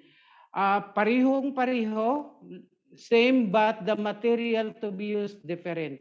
You follow what is prescribed for the PB system. Hindi pareho yung banding nito sa normal na grounding and banding. Iba ang sa PB system. Another here is ungrounded. Ano ang pagkaiba for the ungrounded? Look at carefully, walang GEC nakakabit dito, galing lang sa main. Itong tinatawag na ungrounded PB system. Ang ibig sabihin na walang nakaground from the PB side but sa main lang. Yan ang ibig sabihin niya. So look at carefully an example of the grounding and banding. Nakaband, kung maraming electrodes ang nakakabit nito, nakaband siya lahat. Nakaband. And then this is for the ang green dyan, yun ang mga naka-grounding. Ito. So ito yung typical example ng PB systems. And ito yung large scale, yung mga large scale na PB system. Look at carefully how it is grounded. Nasa main talaga, makikita mo nasa main ang grounding. Oh. Ito yun, titingnan mo lang ito. It is understood na naka-band yan kung ito ang basihan mo. It is understood na naka-band yan dito. Yung grounding conductor, naka-band yan lahat dito. Banded lahat yan. And what is the hazard pala sa PB system? Ito yun, yung DC ground fault. Meron ding ground fault at hindi ito na-detect ng ground fault protection dahil mababa masyado. So ito ang pinaka-hazard kung hindi properly grounded ang yung ano mo, yung PB mo. Ang potential hazards is the ground faults in the PB. Ang tawag dyan is DC ground fault. Okay. Next, grounding, earthing. Dadaanan ko lang to, hindi ko masyadong itatakol, pero ipakita ko lang sa inyo kung paano mag-grounding and banding sa power generation plant. Ito yun, nuclear power. Makikita mo ang buong kabuuan ng grounding and banding ng power plant, especially power generation plant. Lahat, nakaband lahat na, naka-grounding lahat yan. At may mga specific materials na naka-indicate dyan. Next, substation earthing protection and lighting protection. Ito yun.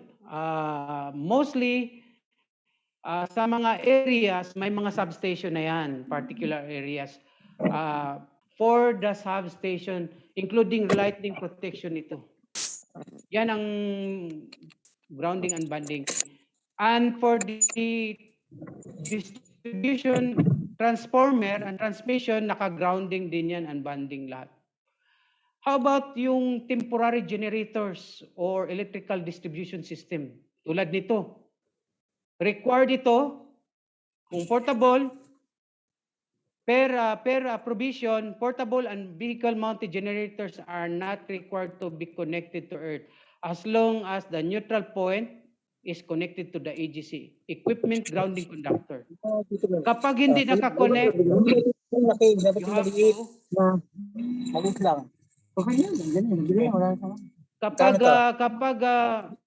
kapag generator hindi nakakonect sa grounded earth conductor, kailangan ka maglagay ng rod for grounding.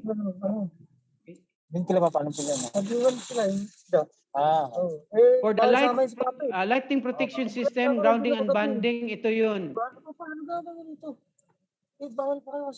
Standard for the installation of lighting protection system. By the way, paano ang lighting protection system? Iba ang ground rod ng lighting protection. Iba ang ground rod. Ito yung lighting rods going to the lighting grounding electrode, and ito yung system grounding electrode, pero banded. Another way is, ito violation pala to, violation. Hindi pwedeng yung kuan mo, yung LPS mo shared the same grounding electrode with the system. Grounding electrode system, GES. Hindi pwede. So take note, be aware with this lightning protection system. So ito yung typical lightning protection system na nakaband siya with the electrodes, lahat ng electrodes. So ito yung mga example. And another thing, since maka-encounter din kayo mga British design na mga products, so you will encounter this one, classification ng low voltage system and earthing system. So TNS, look at carefully. The TNS, ito yung TNS standard or earthing arrangement ng TNS. Ito yung line 1, line 3-phase, neutral, protective earth. Ito yun ang arrangement niyan. Anong kuan ito set up? The neutral and protective conductor should be kept separate throughout the system and the source is solidly earth. So ito lang. Walang separate ang protective conductors with the neutral. Dito lang siya sa source naka solidly earth. Yan ang TNS. Now another standard, the TNC system, may grounding ang protective earth plus neutral and solidly earth. So together, neutral and earth, grounded. Yan ang TNC system. For the TNCS system, take note, again, the neutral and the earth, grounded. Yan ang ibig sabihin ng TNCS system. Then we have the TT system. Look at carefully. Iba ang sa equipment side, naka-ground. And also this one, and the solidly earth sa source side. Ang tawag nito na arrangement is TT system, and the last is the IT system. Similar ang arrangement with the TT, but there is an impedance. Not solidly earth, but has impedance. Ang tawag yan, earthing impedance or isolated. Tapos na ako sa electrical system side. Sa electrical system side lang ito. Then we go to the telecom side. So those discussion is for the electrical system. After discussing the electrical system, dito naman tayo sa telecommunication system, telecom industry.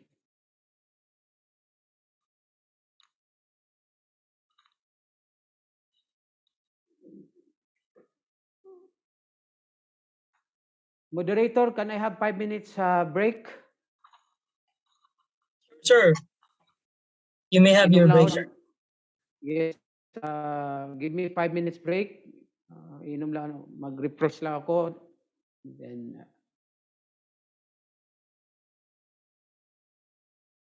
All right. I would like to remind our participants, if you have comments, suggestions, questions, and violent reactions, you do not need to turn on your microphone. Just have to use the chat box. Abay, we are so blessed kasi may dalawang part pala to. Ang ating resource person is very expert in this field. Kanina is about electrical per se, but now it's about telecommunications. So, ayan sir, meron po daw sasabay sa CR sir. Magto-toilet break din. So guys, if you need to do your toilet break, please do, because we will be having a break for 5 minutes. And don't you worry. Regarding po yung mga slides na hinihingi ninyo, magbibigay po tayo ng slides, but we cannot promise you to give the slides as soon as the webinar is done. Kasi po baka after ng webinar, mag-i-email kayo sa Team Ross, maghihingi na kayo ng slides. So, bigyan niyo naman po kami ng time to get that slide and to propagate or disseminate the slides to our participants. So, please, hindi po yun basta-basta na baka after nito, magiging assignment na namin agad, hihingin namin kayo. So, sir, just give me a cue if you're ready to proceed with your session. And also, sir, yes. Please always be mindful of your microphone. So if you notice that some of our participants naka-turn on po yung mic, please do the honors to respect our resource speaker and turn your microphone on mute. All right. I hope we all understood that.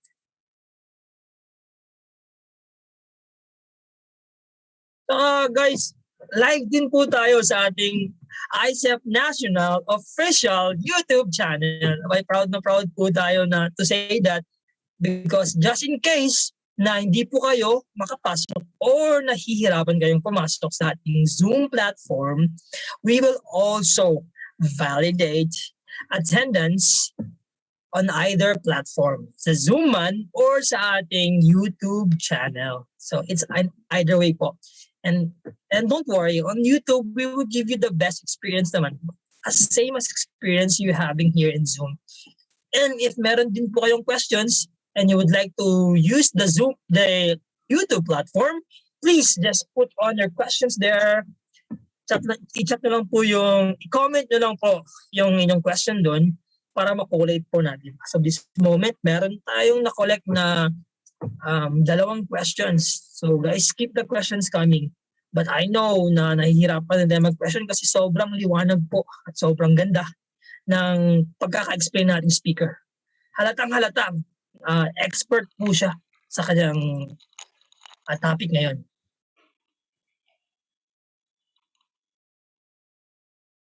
Ayan.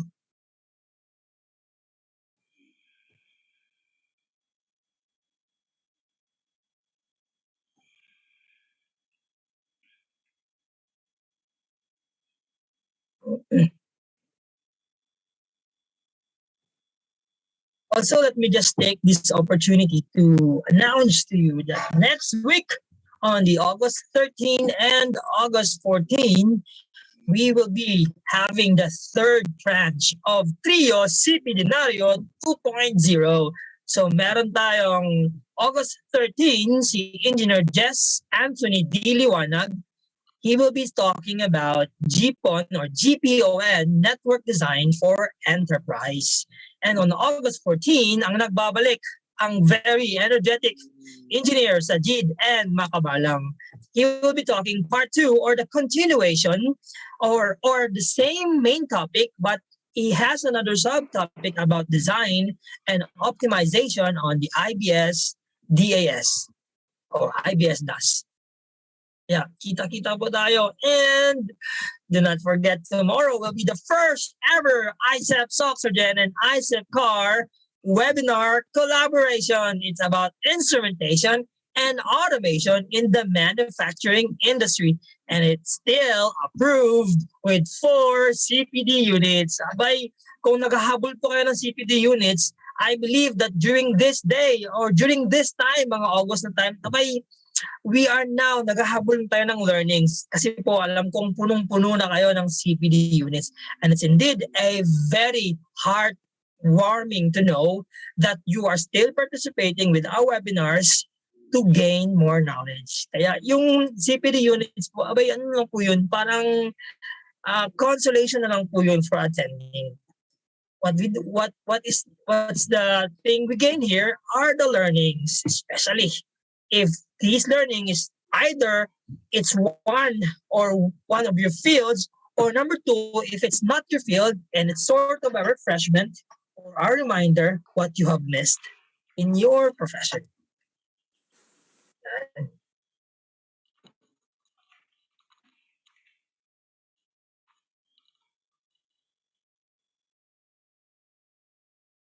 And I also, as I noticed, Engineer Joel, parang mayroong crash po sa screen nyo. I think it's an annotation na hindi po na-erase. I may be wrong, sir, but pero I think yeah, that red thing, sir.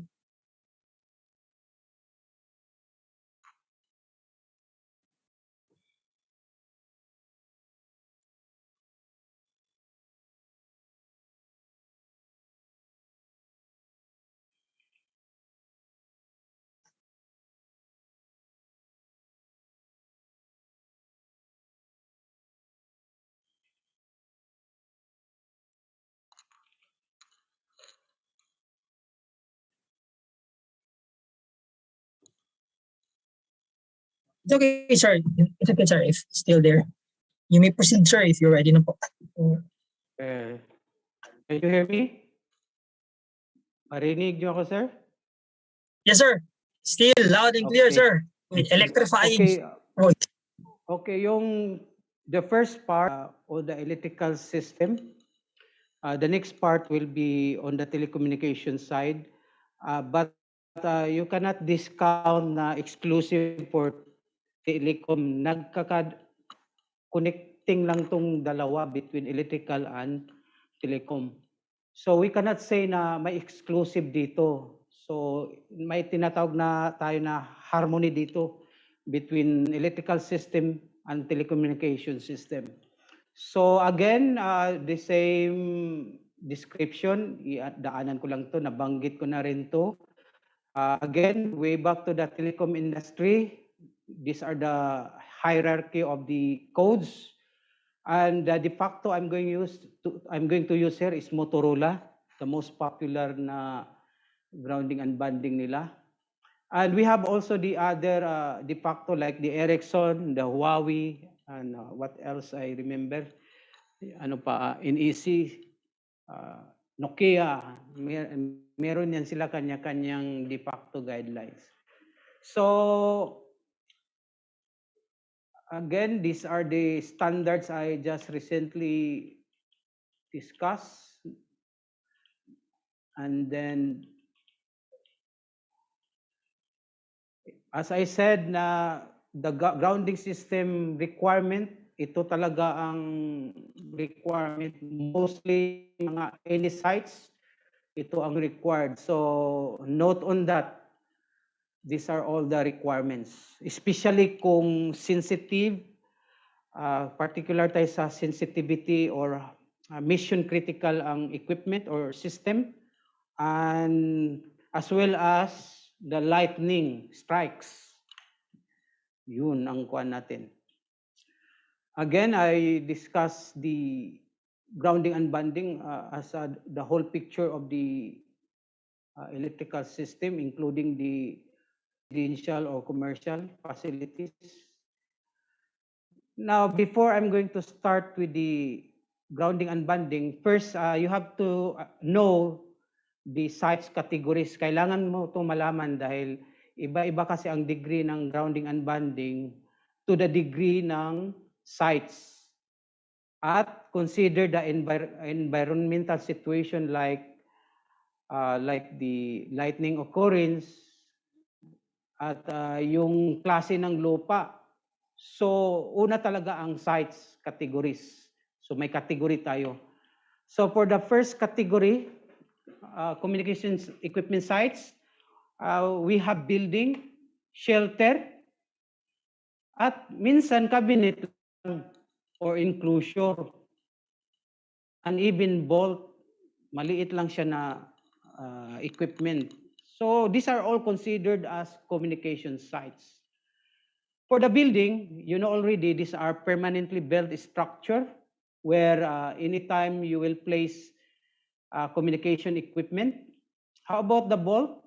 An enclosure that houses communication equipment and ancillary systems only and is fully or partially buried in soil. Yan ang vault. So ito yung mga examples. These are examples for shelters, communication shelters. So we have prefab type. Ito mga prefabricated equipment shelter. This one is the portable telecom shelter. This is very common, popular ito. And how about the cabinet enclosures? So yung nakikita yung container van, ito yun, mga typical ganito ang enclosure niyan. And then we have also the typical outdoor enclosure cabinet on raised platform. So, for examples, we have two broad types of communication sites. We have the rooftop sites and greenfield sites. So, these are examples of the greenfield sites. And this is an example of a shelter where it is 3.2 and 2.4 GSM shelter at greenfield site. Ako yan, no? Ako to, by the way. And then this is the common types of greenfield sites. Merong monopole, merong lattice tower, yung 3 legs, 4 legs, may mga ganyan. Karamihan 3 and 4 legs. For the monopole, may mga design na open ito or covered. So that's for the monopole tower. And how about for the rooftop sites? These are you are going to install or to mount in the rooftop. Kaya ang tawag niyan rooftop sites. We have various types of cell sites.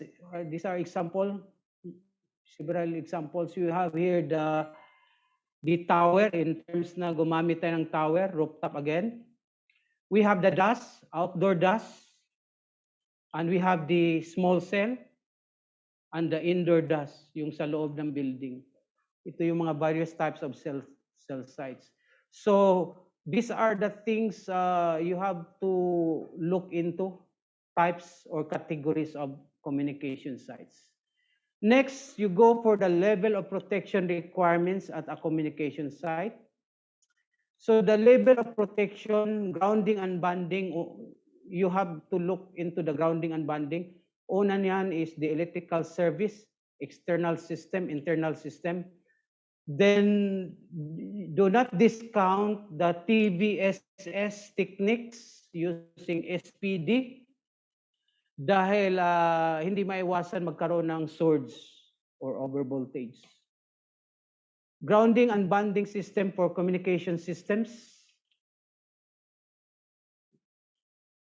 These are the articles under the National Fire Protection Agency Association, NFPA 70.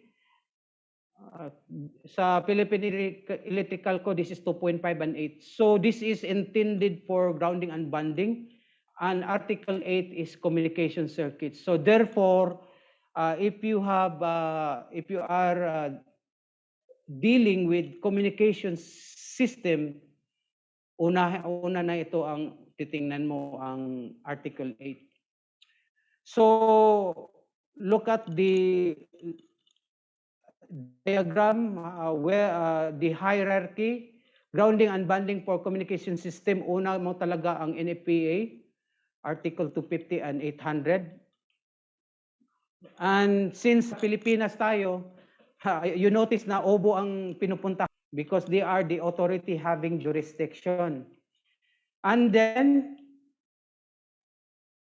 I put here blank regarding sa standards because we have several standards here involving for telecommunication. Later on, gray means all the standards related to telecommunication linked to grounding and bonding. Then good engineering practices. So this is the difference between grounding and bonding. Take note. 2 electrodes. Between the 2 electrodes, this is the service, this is the electrical system. Ito yung electrical system, ito yung communication system. So bonded. Or we have here another electrical system, communication system, introduce ka ng inter-system bonding. Ito yung dalawang approach. Bonding conductor in a communication installation. And this is grounding electrode conductor. Gumamit tayo ng grounding electrode conductor. in a communication system. Ito yung dalawang approach ng grounding and banding sa telecom. Now, the question is, what are you going to do with the separate electrodes? Band together, all of them. Band yan. Banding together of all separate electrodes limits potential differences between them and between their associated wiring systems. So, ang purpose talaga ibaba natin is to avoid or to limit or to neutralize potential difference in the grounding. So this is it is mentioned in the article 800.100D communication circuits. Now, to start with the external grounding, grounding and banding system, external ito.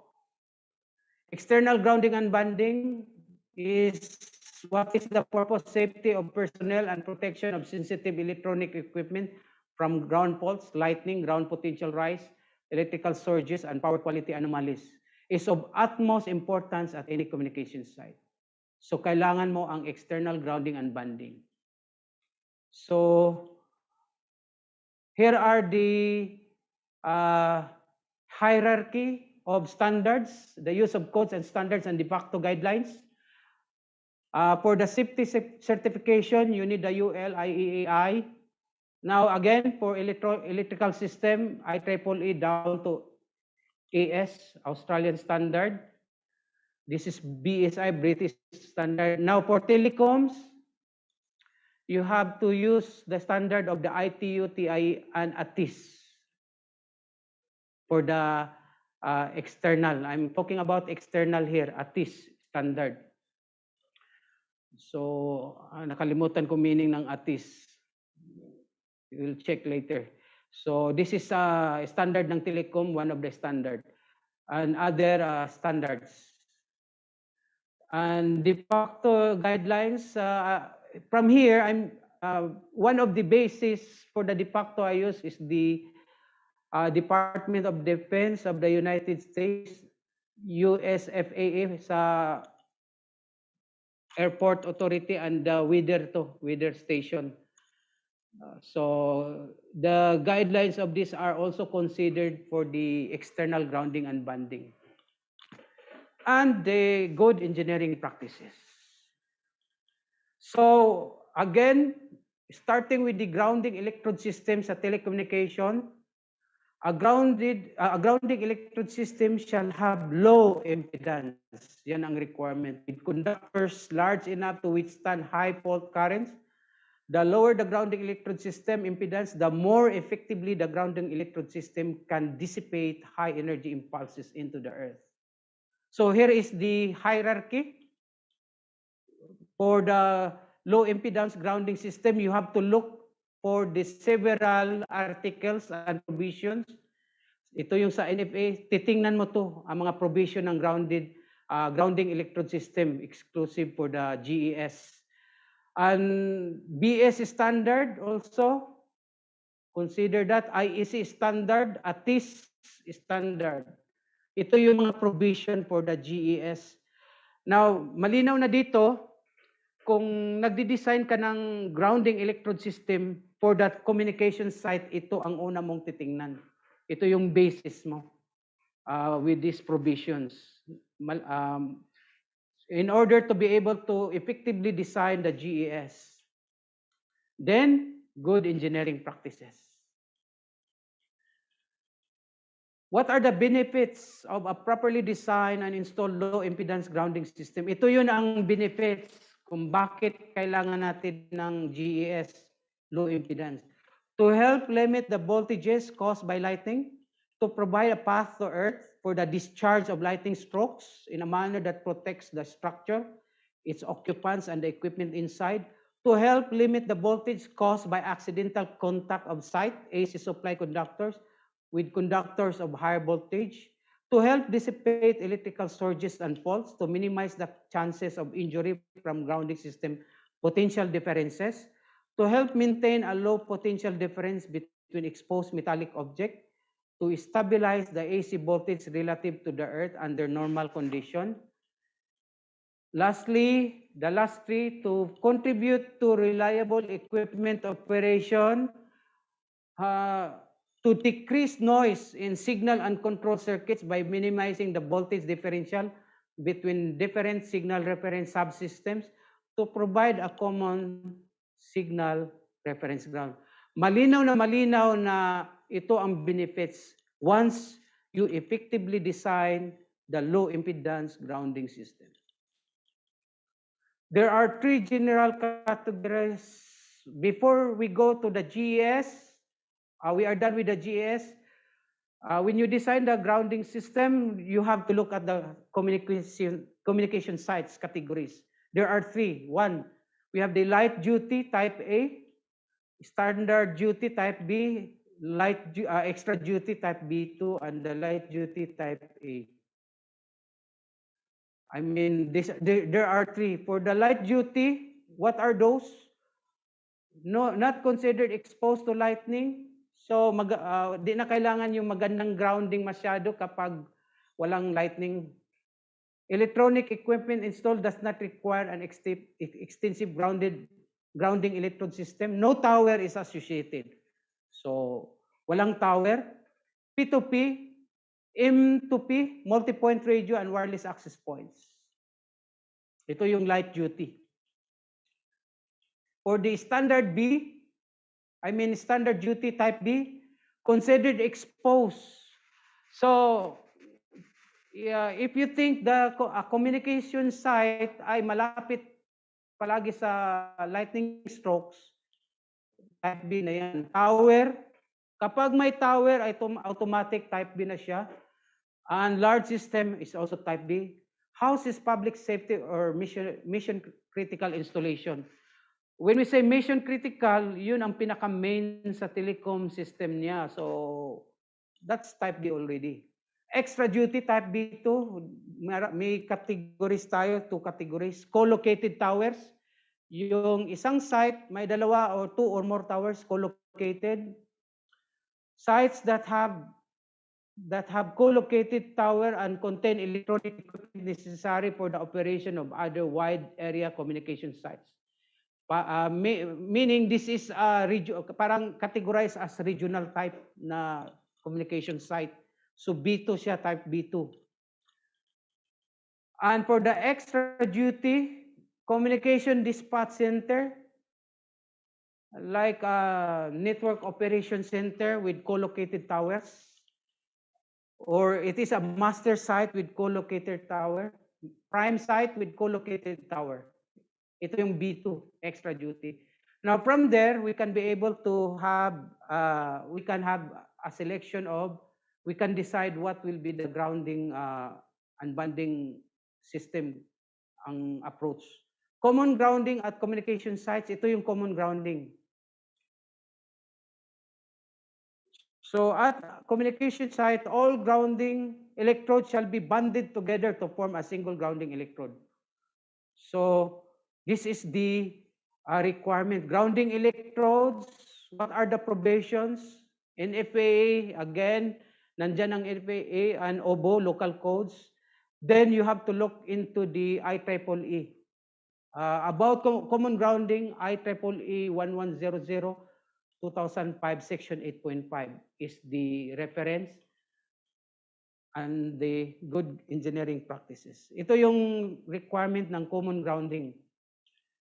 Again, for the common grounding involving AC power system ground, communication tower ground, lighting protection system ground, telephone system ground, exposed structural building steel, metal frameworks, underground metal piping, that enters the facility and any other existing grounding electrode system shall be bonded together to form a single grounded electrode system. So it will be bonded together. Lahat ng description dyan, nakasaad, shall be bonded together. Now, where are you going to base this? There are several provisions in the NFPA. This one, yan ang sa NFPA. Ito yung sa ATIS. So kung meron kang libro sa ATIS, you go to this, and the IS standard, IEEE, and the ITU book, handbook. in order to design for the common grounding.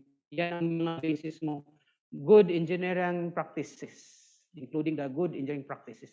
How about if there is including the common grounding, underground metallic piping shall be made on the underground metal piping system typically include water service, well castings located within 7.6 m or 25 feet of the structure, gas piping underground, conduits, underground liquefied petroleum gas, piping systems, and so on. Interconnection to a gas line shall be made on the customer sides of the meter. Halimbawa, kung mag-interconnect to a gas line, gagawin ito sa customer side of the meter. So, it is prescribed, it is nasa provision ito ng NFPA. What else? IEC standard, nasa provision ito ng IEC standard 60364 and good engineering practices. So, ito yung mga specific provision mentioning about this part. So, here, for the common grounding, nakikita nyo ang itong example na ito, lahat naka-grounding. Communication ground, ito yung ring, ground ring. Ito yung sa telco, AC utility, lightning rod, ito yung sa lightning protection and the ground rods. Nakikita nyo, even the pipeline ng water, naka-grounded. The overground, ito yung concrete encasement, lahat sila naka-banded. Makikita mo siya. And this is called common grounding example for all grounding electrodes banding together. Ito yung common grounding. I'm talking about common grounding. Then with the external grounding, ito yung mga provision or specification for the external grounding involving tower. You have from A to J, grounding radials. Ito yung mga grounding radials. Tower ground bus bar. We have the B. Where's the B? Ito yung ground bus bar. Ito yun. So, ito yung requirement for the external grounding with the towers. Lahat ng requirement for the external grounding electrode system. So, from A to J, ito ang kailangan for the external grounding. Now, for the grounding electrodes, so this is the sphere of influence of a ground rod is commonly thought to be a radius around the ground rod equal to its length. So, itong length ng ground rod, so the sphere of influence niya is this one. Kung anong length dito, ito yung sphere of influence. Then times 2. So, ito yung tawag na ground rod sphere of influence. So, this is mention or this provision for the ground electrodes is specifically discussed or covered sa IEEE 142. Kung gusto mong pag-aralan ng mabuti about the grounding rod, so you go to IEEE 142. Now, this is the example. Ito yung how to design a single ground rod using this formula. Ito yun ang formula. Base ito sa IEEE 142. Ito yung formula. How to calculate the resistance to earth of a ground rod. Single ground rod. Ito yung Excel sheet ko for the calculation of the single ground rod. So, let me go to the Excel sheet. When designing with grounding and banding, magkaroon talaga ng Excel sheet yan. Aside sa simulators, you will have the Excel sheet. So, calculators, where is my calculator? Okay.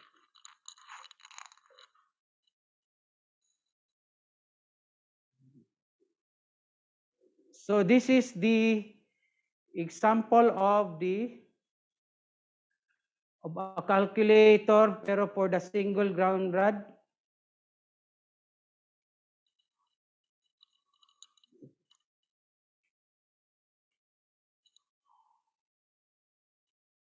Ito, multiple to. Asa na yung single? Ayan.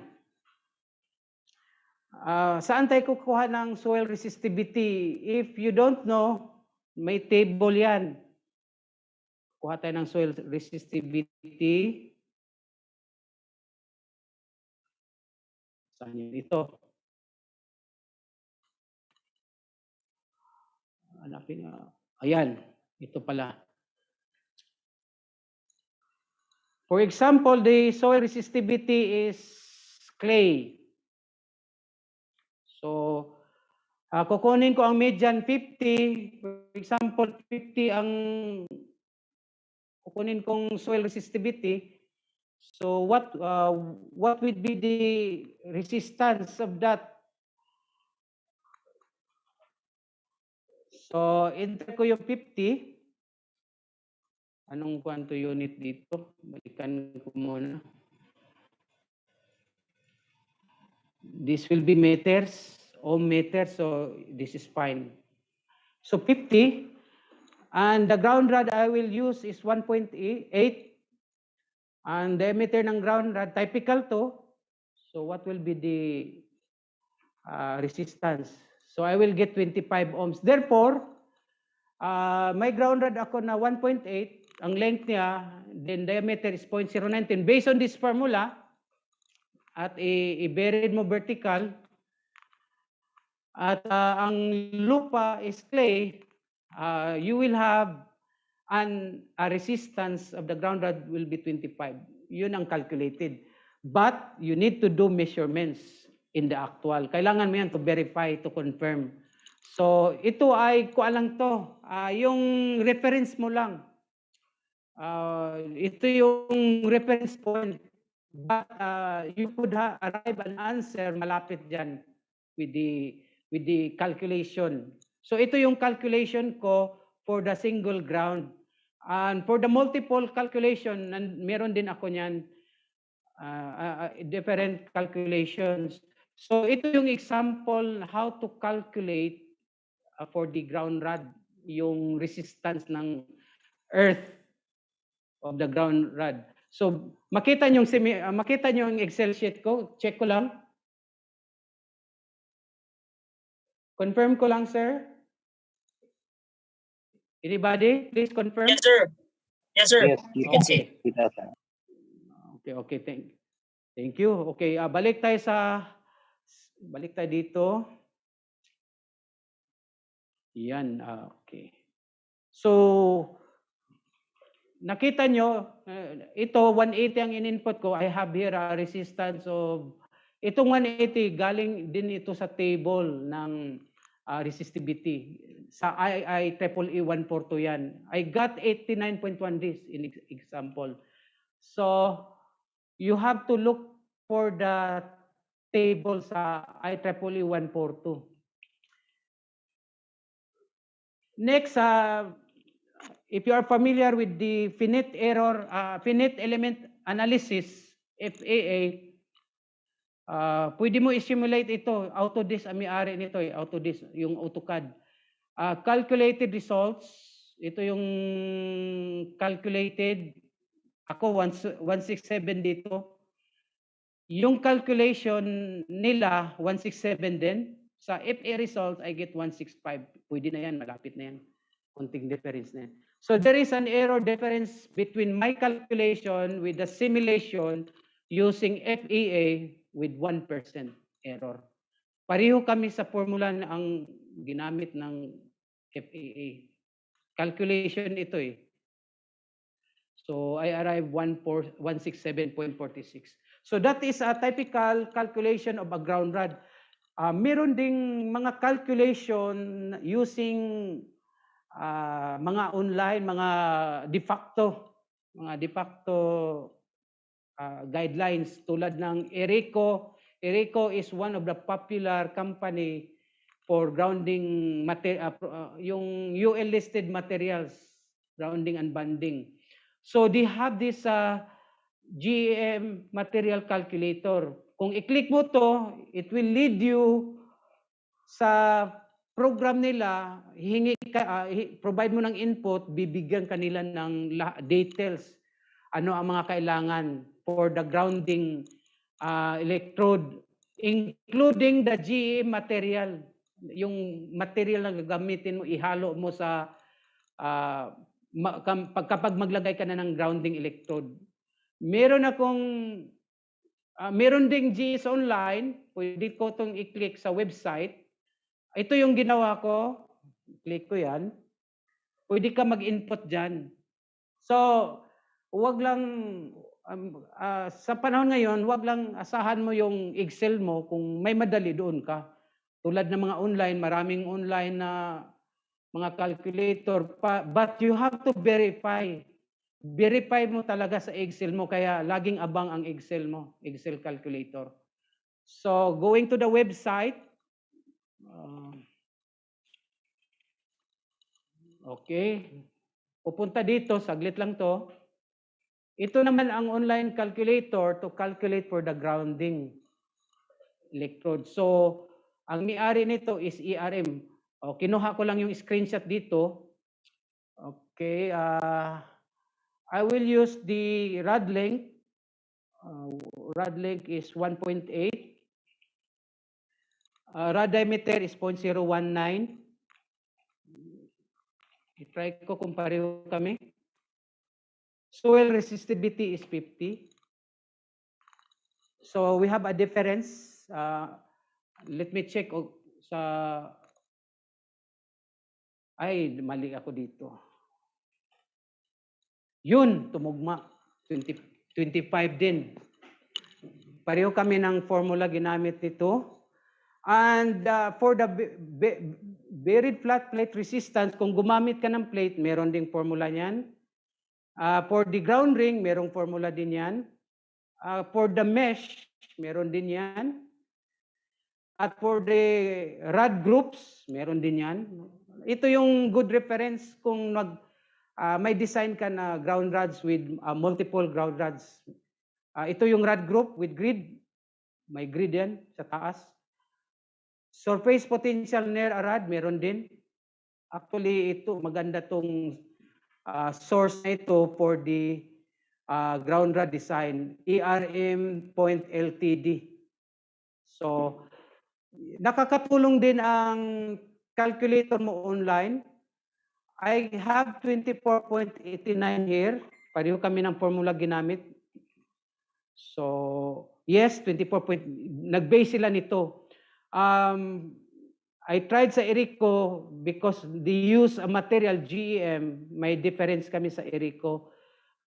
Dahil may material sila added. So I think they use the same formula but with the GEM, yung sarili nilang specification.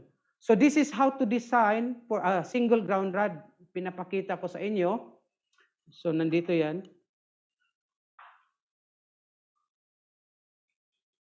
Okay, ito tapos na to. Then listing all the comparative analysis with the calculation. Ito yung calculation with the FAA. Mag-add lang ng adjustment sa FAA comparison. Take note that for the horizontal electrode of length L, may specific na LD and H. The difference error is 4.96. For the vertical electrode length L with D, 1%. Ito yung mga comparison. And 17%. With this comparative analysis, from the results, the conclusion is clear. The bigger the surface area, the lesser is the resistance. Yun ang conclusion. These are the formulas, various formulas for the grounding electrodes design. One rod, kaya nakita nyo, ito yung formula na ginamit ko for the one rod. For the two rods, ito yung formula. With these conditions, and another one for the two rods, hemisphere type, and here nakahiga, naka-L,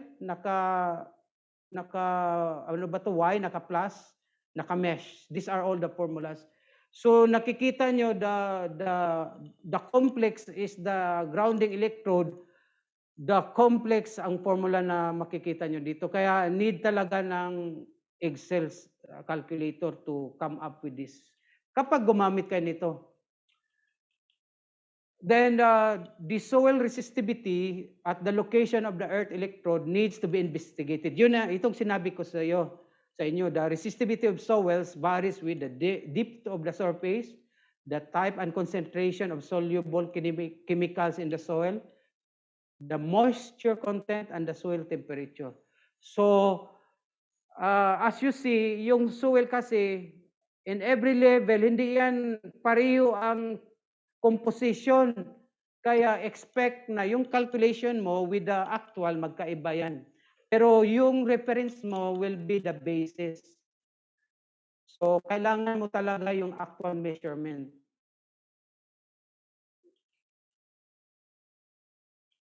So, in the absence of soil investigative data, kaya ito gagamit ka nito kung wala kang investigation, ito yung reference mo. So, soil types, and these are the average resistivity. So, therefore, kung magkaroon ka ng actual survey, magkalapit, papasok din sa within range mostly. Basta ang composition is fairly clay, as an example, 2 to 100. For maximum efficiency of the ground rod, ito yung optimum spacing. Ito yung separation between the two ground rods. So it means that it will be the optimum spacing should be equal with the L here for the two rods. So in this table, total ground rod resistance versus distance from ground rod, ito yun. If the distance is 0.1, or 0.03 meters, the percentage resistance of the total is 25%. Habang lumalayo, distance from the surface of the rod, 25, kapag 25 feet, or 7.6 meters, approximate percentage of total resistance will be 100%. Ito yung table based on the IEEE 142. Ito yung efficiency, maximum efficiency of the parallel ground rods. Next is, ito yung installation. Vertical kung okay lang ang lupa. Ito yun, vertical. At typical, ang typical, ito yung tinatawag na banding conductor, 35 mm squared, cross-sectional area. Typical yan, or number 2. Minimum talaga ang number 2 na pang-banding sa external grounding. Ito naman ang 45 degrees. If hindi mo maibaon dahil sa bato, like this example, angle rod tawag yan. Ito naman yung ito yung CAD welded, ito yung ground rod na kinabit going to the interior na. Maximum radius bend nito is 200 mm yung pag-bend nito. May bending radius din yan Now, we are done with the external. We go for the internal grounding and banding. Sa external kasi, ang primary important doon is yung design ng ground rod. Then, this is for the internal. Ito yung hierarchy of the grounding and banding. Safety certification, UL listed, required talaga yan. Then, for the electrical, electronics, IEEE, IEC, and ANSI. Now, telecommunication, this time, papasok na ang BICSI. Okay, nagtatanong kayo kung kailan ang BICSI. Ang BICSI is internal sa loob yan. So, ITU, TIA, and ATIS. And then the de facto guidelines. So here, at least 3, the basis of the de facto guidelines and other guidelines like other manufacturer, from the manufacturer, even from the agency, Philippine agencies like the anong merong agencies sa atin, yung weather station sa atin na agency. And then good engineering practices. So what are the requirements? Internal grounding and banding system. Again, comply with the low impedance system, grounding system. Then with the NFA Article 250.4, low impedance again, low impedance ang requirement sa internal. With the ATIS provision here and the IEEE, nandito nakalagay, then good engineering practices. Ito ang requirement for the internal grounding and banding system. So what are the benefits of the internal low impedance grounding system? Help dissipates the overvoltage again by lightning, limits potential difference between conductive surfaces caused by electrical disturbances such as electrical faults, strikes, and electrostatic discharges, and provides fault current paths, limits the voltage caused by accidental contact, enhances immunity of the communication equipment. Immunity, nakalagay dito ang immunity. Insulation to noise, electromagnetic interference, and ASD. So, malaking bagay dito ang immunity against this problem.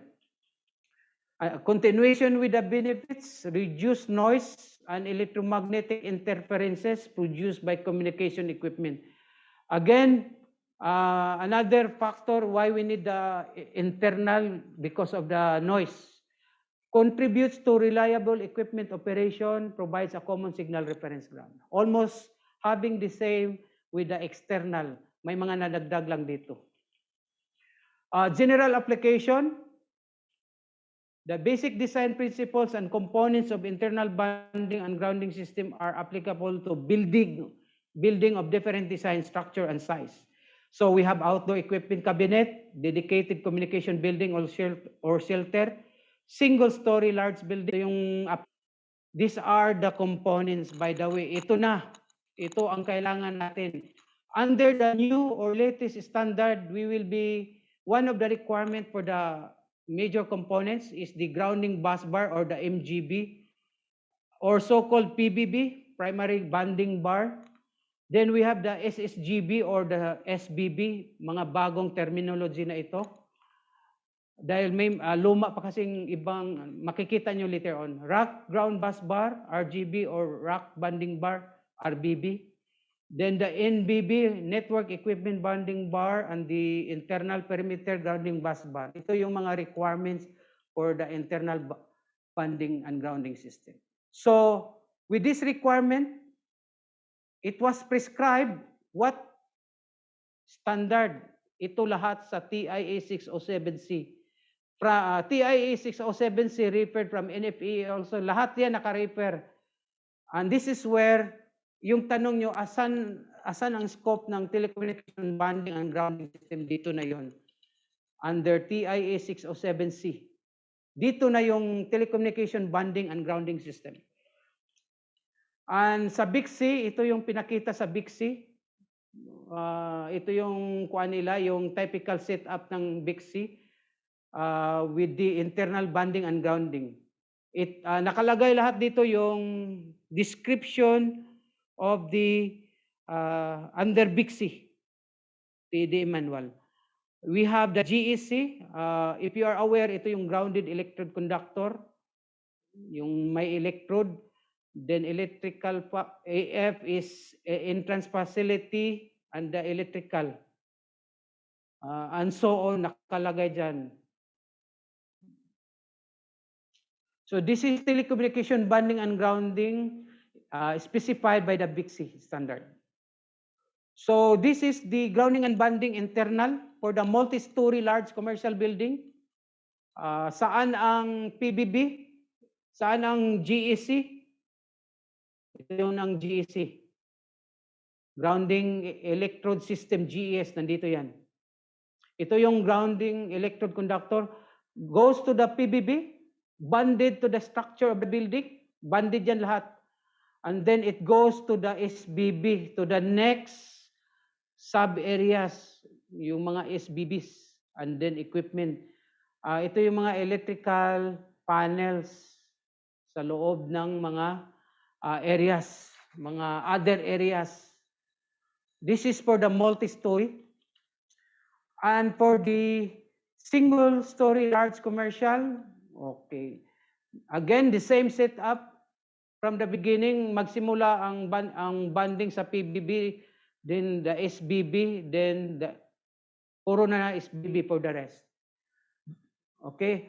It shows here banding backbone conductor kapag malayo konti ito sa isang area.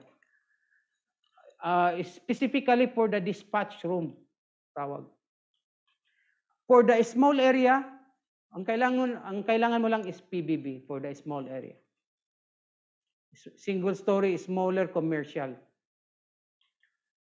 Now, this is the typical installation of design and installation of the internal grounding and bonding at a communication site. Ito na yung the whole setup. Ito yung full setup ng lahat dyan naka-describe. We have the ground ring, electrodes, the grounding electrode conductor. This is the meter, the electrical panel side. We have ito yung feed through, papunta to ladder sa tower. At ito yung, nandito yung PBB behind. Yan. And bonding around internal, nandun yan. At ladder yan sa loob.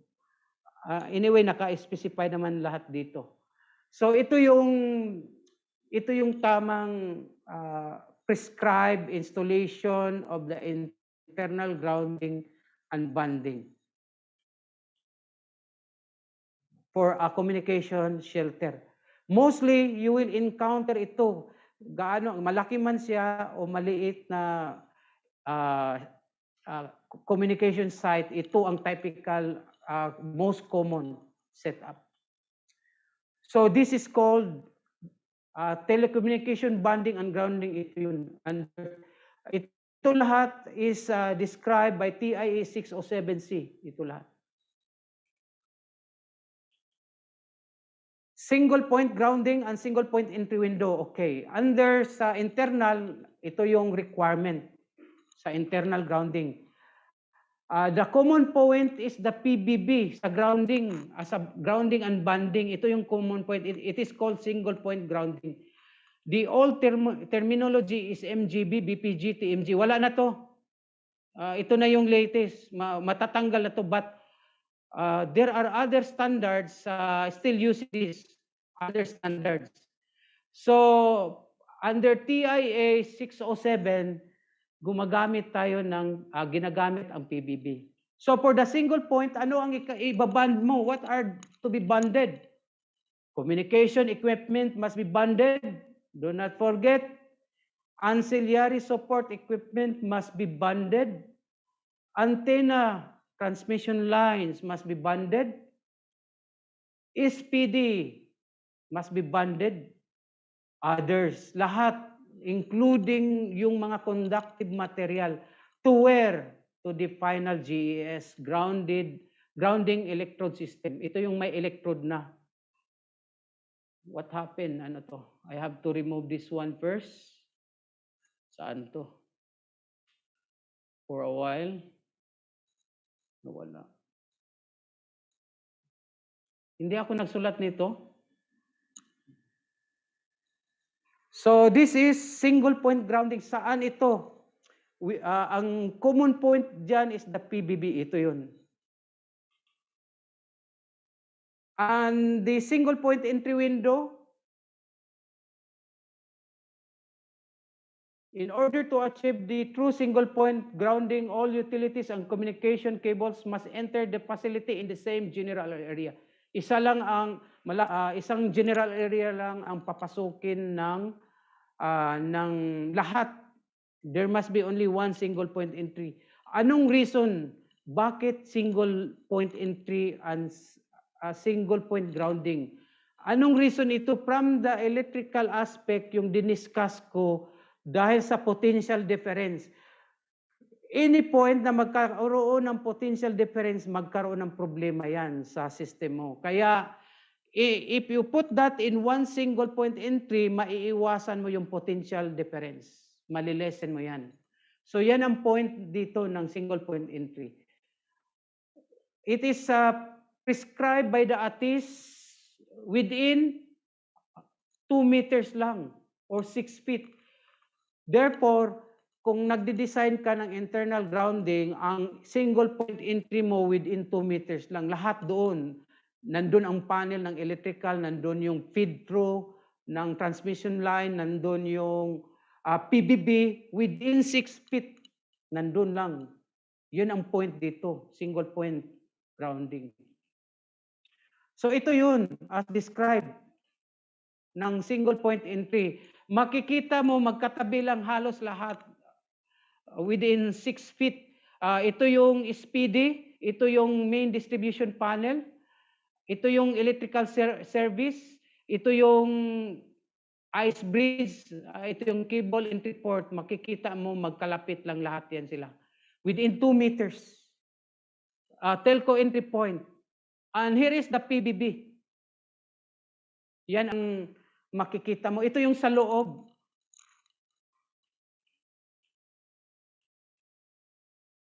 How about the main disconnect? Ground electrode conductor. Ang provision nito is NFA, meron. And then all installation requirements, lahat.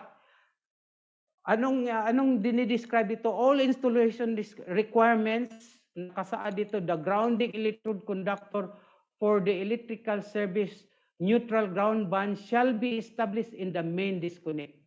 Sa main disconnect lang ito and banded to the common grounding electrode system. Kung napanood nyo ang electrical system, na-discuss ko to siya about the main disconnect, yung grounding electrode conductor. Doon lang to, ikakabit mo sa main disconnect. All installation requirements. So, by the way, close ko muna to. This is an example of routing and protecting of PB grounding electrode conductor. Naka-routing, ito yun, lahat. Ito yung sa labas, ito yung sa loob. Ito yung feed through, cable entry point, PBB. Ito yung PBB. So ito yung example ng routing and protecting of PBB. Next. Okay, also, look at carefully ito yung sa loob at sa labas. Merong sinabi dito na 1/2 inch in diameter yung kailangan na PVC, extend 40 cm, merong i-extend mode at papasok dito, take note 45 degrees. Naka-describe yan, naka-prescribe yan sa standard yung grounding mo, grounding electrode conductor, ito yung tawag dito. Next is the major components of a typical internal single point bonding and grounding system. Naka-numbered ito lahat. Tingnan mo ang mga internal grounding bonding. Ito yung ice bridge, ito yung feed through, ito yung PBB, ito yung ECG bonding palabas. At ito yung mga bonding, nakabanda to lahat sa internal. So ito yung mga requirement, by the way, from 1 to 14. Again, makikita mo na yung bonding bus, yung number 2, gagamit ka ng bonding bus na number 2. Mapapansin mo palaging number 2 yung wire gauge na perimeter bonding bus connected to the PBB, yung cable, yung cable na ikakabit mo. Number 2, where is that number 2? Stand off. By the way, itong wire na ito yung grounding wire, naka-stand off yan, insulated yan. Hindi mo pwedeng uninsulated yan dahil it must be insulated. So, stand off yan, insulator. And the rest of the requirements, kailangan ito lahat sa internal bonding system components. Kailangan lahat yan. Now, starting with the master ground bus bar or PBB, ito yung requirements ng PBB. Take note. The PBB requirements as a provision ng ATIS. Actually, this is other standard at wala na to. Ito yung latest name, PBB. Under ATIS, ito yung requirement.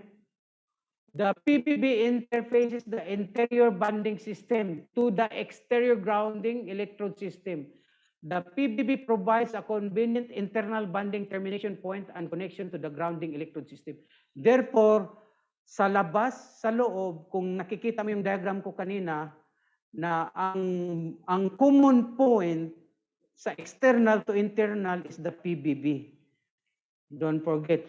And at this, prescribe this, nasa provision ng ATIS at TIA standard. So ito yung mga ibig sabihin ng PBB, Master Ground Bus Bar, BPG Building Principal Ground, TMGB Telecommunication Main Grounding Bus Bar.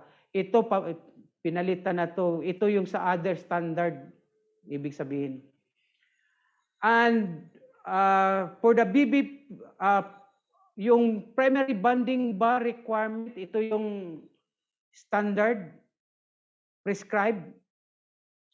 NFA again, then TIA, requirement ng TIA, primary internal earth reference point, and central attachment point for SBB. So sa TIA standard yan. Now, for the, again, TIA 607 and ATIS, requirement ang 1 PBB. Ito yun, 1 PB per building, typical. So, bawat building, 1 PBB. As prescribed by the TIA and ATIS. Now, specification of PBB, ano yun?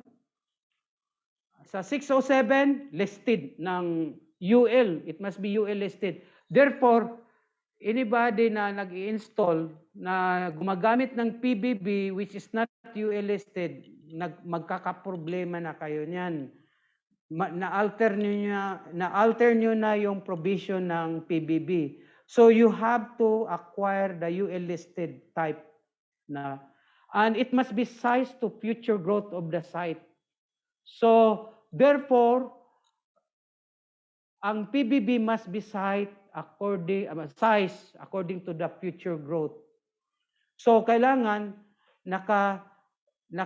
naka-design na yan for future growth of the site. Now, CTBA, yung specification ng PBB. So, ito yung specification ng PBB. Nakalista lahat dito ang requirement. Lahat. Minimum dimension, height, 100 mm. So, ang minimum dimension will be 100 mm and the thickness will be 6.35 mm and so on, naka-specify. Therefore, ito yung specification ng PBB. Next, how to bond. Paano mo ibaband ang mga bonding conductors dito? Maraming paraan. 3 yun. There are 3. 2-hole compression. Gamitan mo ng 2-hole compression. Hindi pwede yung 1-hole compression lang, ha? Lag. Bawal yung 2-hole ang required. Anybody, kung naggumamit kayo ng 1-hole, sablay na kayo dyan. Kailangan 2-hole. Exothermic connection. Ito yung exothermic. Kapag sinabing exothermic, naka-welded to using CAD weld. And another is exothermically welded 2-hole lag. Ito yun. Ito yun. So there are 3 connection methods for the PBB. Therefore, ito lang ang kailangan mong gagamitin connection method. And then the location, as per TIA 607, close to electrical service. So malapit sa electrical service. Now, anybody na gumagawa ng PBB, napakalayo sa electrical service, sablay na yan na design. Install to maintain clearances. Na-install to na may clearance. Kailangan may clearance ka. Install below the RF transmission line entry. Palaging mababa ito sa feed-through. Ang ibig sabihin ng RF transmission line, yung feed through ng kable ng RF transmission line. And the RF source protected devices, by the way, itong mga transmission line, may mga kinakabit din yan ng mga surge protection. So, mababa din yan. Then, in buildings or shelters where RF transmission lines enter at floor level or through conduits within the floor, the PBB should be located on the wall or floor immediately. So, take note na kung nasa building, ilalagay mo ang PBB on the wall. The PBB should be located on the wall or floor immediately adjacent to the RF. Malapit palagi sa RF. And PBB shall be located within 610 millimeter or 24 inch in the RF transmission line entry point into the facility. Now it is recommended by the TIA 607, the PBB shall be 16 millimeter located. Yun ang prescription ng PBB. The PBB shall be placed in a position that provides for the shortest and straightest downward routing of bonding conductors to the grounding electrode system. Ito yun ang mga provision by the TIA standard.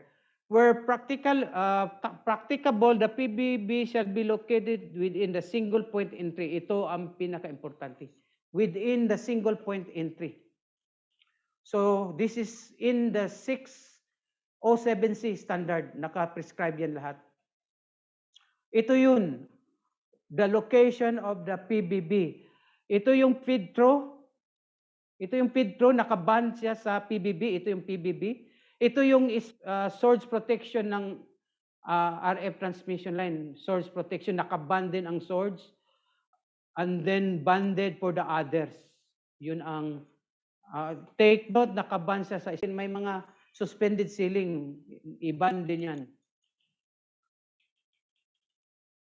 For the PBB support, yung pinagpatungan ng PBB, ito yung requirement, insulated, C-table A. So balikan mo yung table, yung pinakita ko kanina, a minimum of 51 millimeter separation from the supporting surface. Meron ng requirement, minimum of 51 millimeter. Hindi pwedeng nakadikit sa wall ang PBB. It must be at least minimum. Ito yung requirement. The PBB shall be secured to the structure using brackets suitable for application. What to be used for the PBB grounding electrode conductor? Ito yung requirement ng PBB grounding electrode conductor. Take note. Shall be 35 mm squared cross-sectional area 2, number 2, or larger. Pwede malaki. Huwag lang maliit. Size to future growth of the site. And for the under ATIS, ito yung C-table A. Yung table A kanina. So this is routing and protecting of PBB grounding electrode conductor.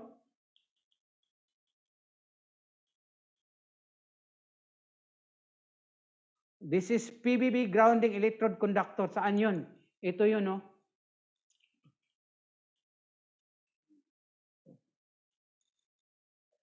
For the PBB grounding electrode conductor, with the NFPA, TIA, and ATIS, there is you follow the recommended GEC specification. So this is the cable entry. This is the electrode grounding bar. Sa labas to, ito yung sa loob, ito yung papunta sa grounding electrode. Take note. At ito yung PBB papunta sa nakaband dito sa grounding electrode. Oh. So, ito yung ground minimum of what's this diameter flexible PVC to siya. Ito yung provision ng grounding electrode conductor. So the grounding electrode conductor is the conductor from the PBB going to the grounding electrode. Now we have integrated panel. There is also a need gagamitan ng panels for the cable entry ports. Specification, under NFPA, ito yung mga prescribed. UL rated, integrated panels shall be installed per the manufacturer instruction. So de facto, susunod ka sa manufacturer.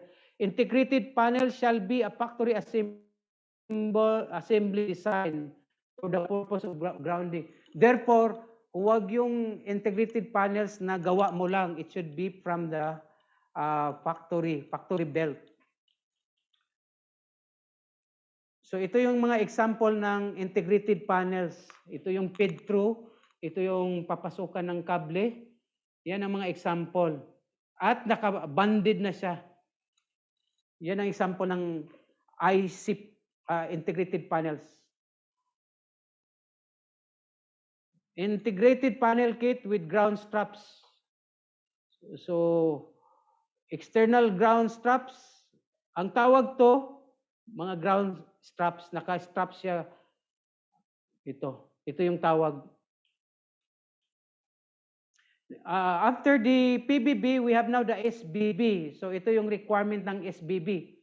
So SBB is connected from, ito galing sa PBB is to provide a convenient internal bonding termination point for communication equipment.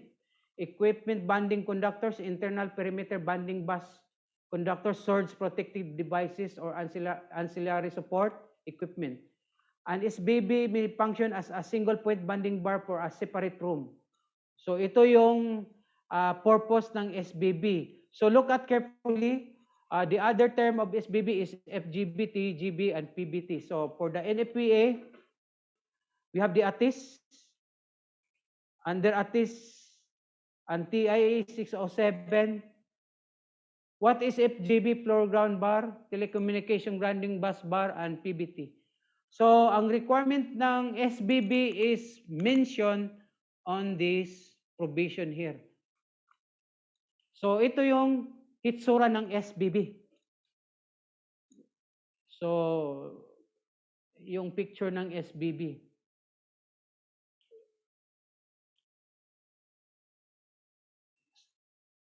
So ito yun, no, SBB. Nakalagay dito. Ito yun ang, anong gagamitin ito? Ito yun. SBB. Butas na yan, may mga butas na yan. So, subsystem secondary bonding bar. Now, look at carefully. Ito yung area 1. Look at the bonding of the PBB. Nakaban lahat yan. Ito, nakaban, nakakabit yan dito. Form of connection here is naka-splice pero naka-crimp splice to siya dito. Permanent. At ito yung, where is the SBB? Ito yun, sa area to papunta. Yan. At maaring pupunta ang banding papunta sa RBB ito. Na makikita mo. And also for the internal perimeter banding bus bar. Ano tong RBB? Ito yung sa loob within the same room. Maaring ilagay mo yung RBB dyan. Itong SBB, parang PBB yan sa ibang location. So yan ang purpose ng SBB. Look at the area 2. Ito yung area 2. Makikita mong area 2, it will be bonded to the RBB. Ano yung RBB? Rack bonding bar. Ito yun. May mga bar yan, bawat rack. Ito yun. At ito yung mga bonding conductors. So what will be the specification of the SBB? Ito yun. TIA prescribed shall be, again, UL listed. Hindi pwede yung gawa-gawa lang sa tabi-tabi. The SBB shall be sized according to the immediate application. So, pag sinabing size, according to the application. So, may mga specific yan. Yung size according to application. And for future growth. See table B. So may B tayo, table B. Ito yung SBB specification, table B.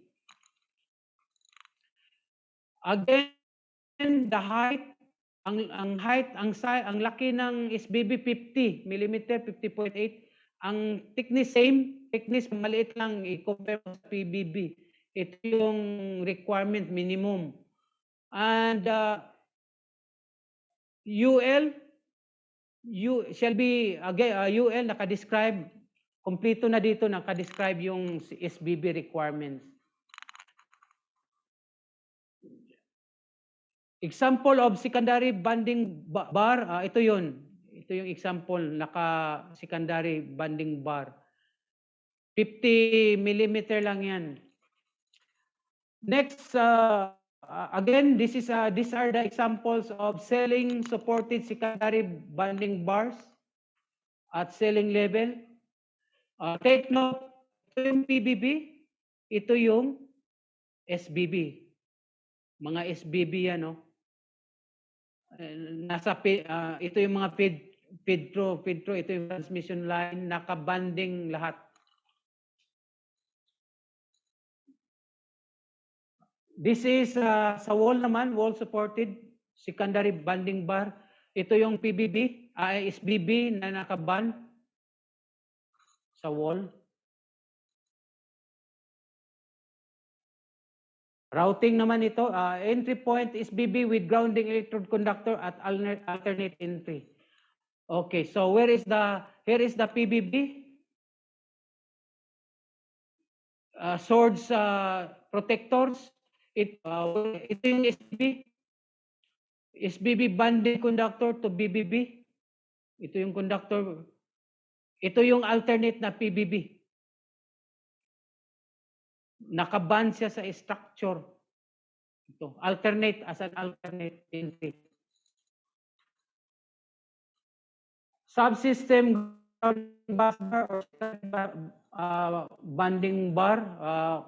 The orange sa labas to, itong orange, ground to the bus. Ito yung PBB, by the way. PBB, ito yun. Ito yung alternate if there is a need for may alternate for the SBB. But look carefully for the PBB, nakaban lahat yan.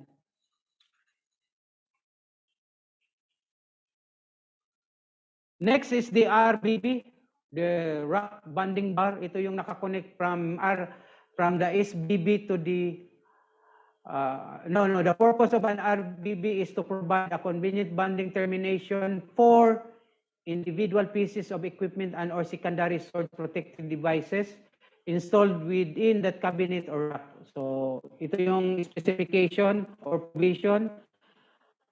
Now, nakuha natin yung rack bonding bar from the NFPA and ANSI, NICA, BICSI. BICSI naman, 607-2011 and the FAA standard 019E. And the equivalent from other standard are GB, SP, GB, and PBT. So yan ang ibig sabihin yan.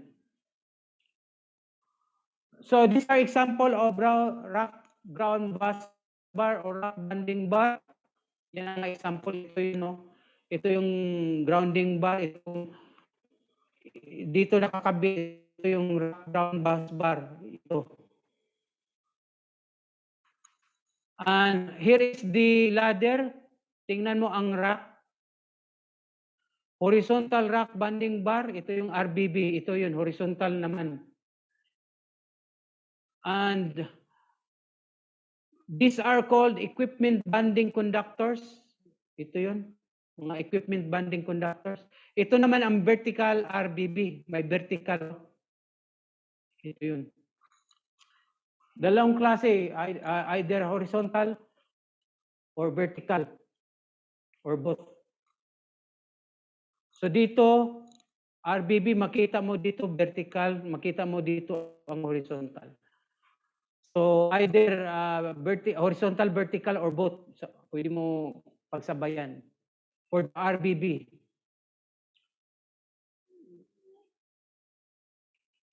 Makikita nyo sa termination to the equipment, tingnan mo around ng, when you connect this upward, tingnan mo, in a path na continuous siya, na hindi yung babalik ang liko. Hindi siya babalik ang liko niya. Kung ang liko mo pataas, pataas na ang liko lahat. Na mapapansin mo, puro pataas ang liko.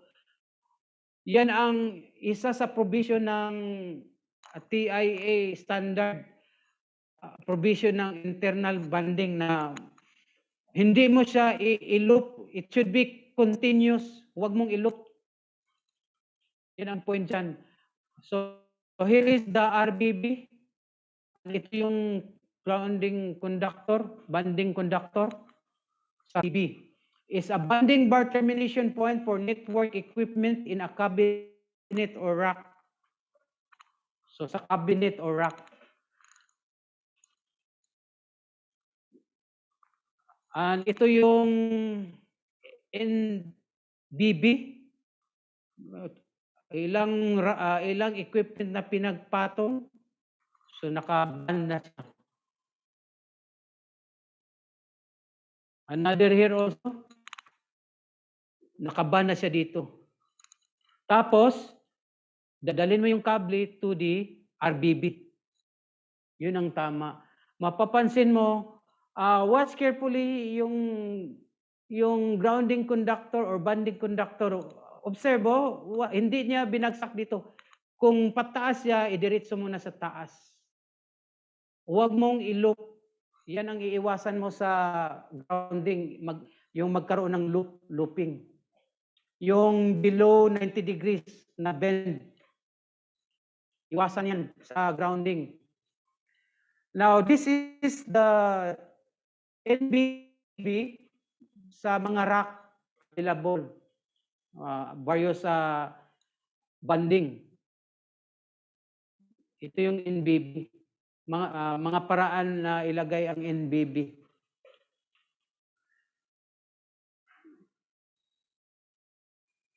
Ito yung NBB with the equipment. And makikita mo again yung conductor, wala ka makitang nakaloop. Above 90 degrees above lang siya lagi. Maintain yan. Iwasan ang below 90. Ito, above 92. Yung pagkakabit. Yan ang tama, or minimum 90 lang. Pero pag bend mo ng ganyan, hindi na pwede yan. It is no, it's not proper anymore. Now we go to the IPBB, internal perimeter banding bus bar. These are the provision. Ang tawag dati is IPGB. So this is provision by the ANSI 607, BICSI, and FAE. Naka-describe to siya. Naka-prescribe. So what are those? Ito yung IPBB bus conductor. Ang requirement ng IPBB bus conductor, number 1, number 2, ito lahat ang requirement. Internal perimeter. Ang tawag yan, banding bus conductor. Kasali ang number 2. Ano yung number 2? Stand off. Itong number 1, internal perimeter. Ang tawag yan, perimeter banding bus. Ito. Naka-perimeter yan. Kailan ito mangyari? Dahil kung may AC dito, may aircon dito, magbaban ka dito banda. Lahat ng metal na madadaanan yan, ibaban yan dito sa perimeter. And the rest are through the ladder. Mostly ladder is equipment yan. Banded to the equipment. So ito yung internal perimeter specification.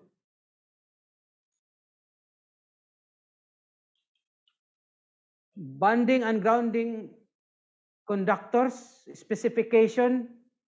Yung mga conductors naman, yung ginagamit na banding conductors.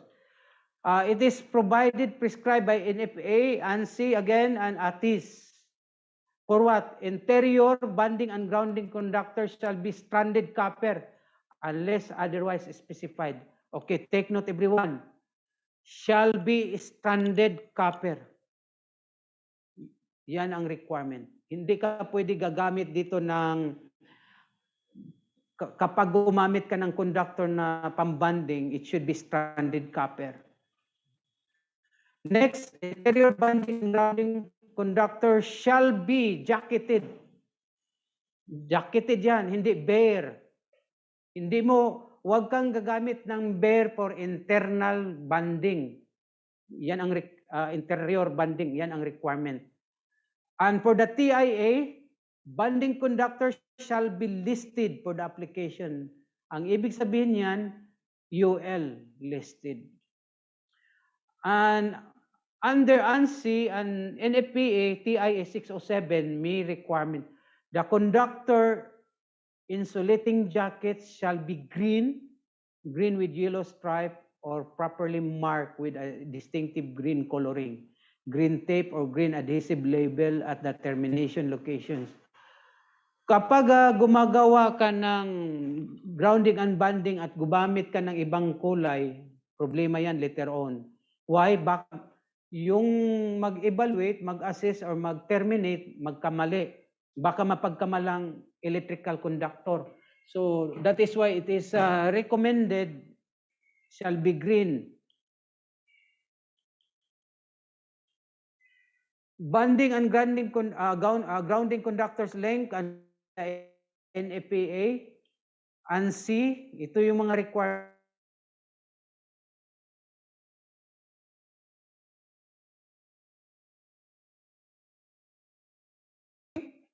Mahaba. Banding with the TIA standard, banding conductor shall not decrease in size at the banding path. Huwag daw liliit in size along the path. Moves closer to the PBB. Therefore, kung malaki ka from the beginning, yung termination mo, it should be bigger, remain bigger until the PBB. Huwag mong palitan ng maliit. Yun ang point dito. And finally, bus conductors greater than 10 meters in length, 33 feet shall be increased in size according to table C.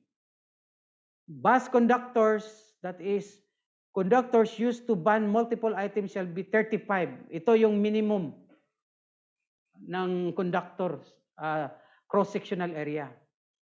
So ito yung table C. Conductor linear length, kapag less than 4 meters, ang size is 6. Take note. Ang size na 6, international, ang anong katumbas ng 6? 16 mm squared yan. Malaki na conductor yan. Less than 4 meters. Kapag ang distance ng conductor mo is between 4 to 6, hindi na pwede ang 13, ang number 4. Hindi na pwede ang number 6. You have to use number 4, size number 4, or 25 mm squared. So, ito yung, sa mga nagde-design ng internal grounding and banding, ito ang bantayan nyo na length. Kapag ang length should be within table C, pasok sa table C. Now, again, ito yung sinabi ko sa inyo na ano ang bawal pag-bend, ano ang hindi. Ito yung bawal, less than 90. Anybody doing grounding and banding sa mga conductors below 90, you are actually creating ang tawag yan, loop. Nag-create ka ng loop na it is no longer good. Magkaroon na yan ng magnetic properties. May kinalaman yan sa magnetic properties. Magkaroon ng magnetism yan. So the proper is 90 degrees above. Pwede ganito, pwede ganyan lang, 90. So pati pag-bend, maingat tayo sa bending nito. Iwasan ang loop sa grounding and banding. Huwag kayong mag-loop. I think if somebody sa inyo na nagumagawa ng loop sa grounding, ayusin nyo yan. It's not correct anymore. And ito yung stand-off example. I'm sure sa mga nag-install na encounter nyo yan, ito yung stand-off. Ito yung wireway, electrical. with receptacles, kung future provision ng kung may equipment na isasaksak.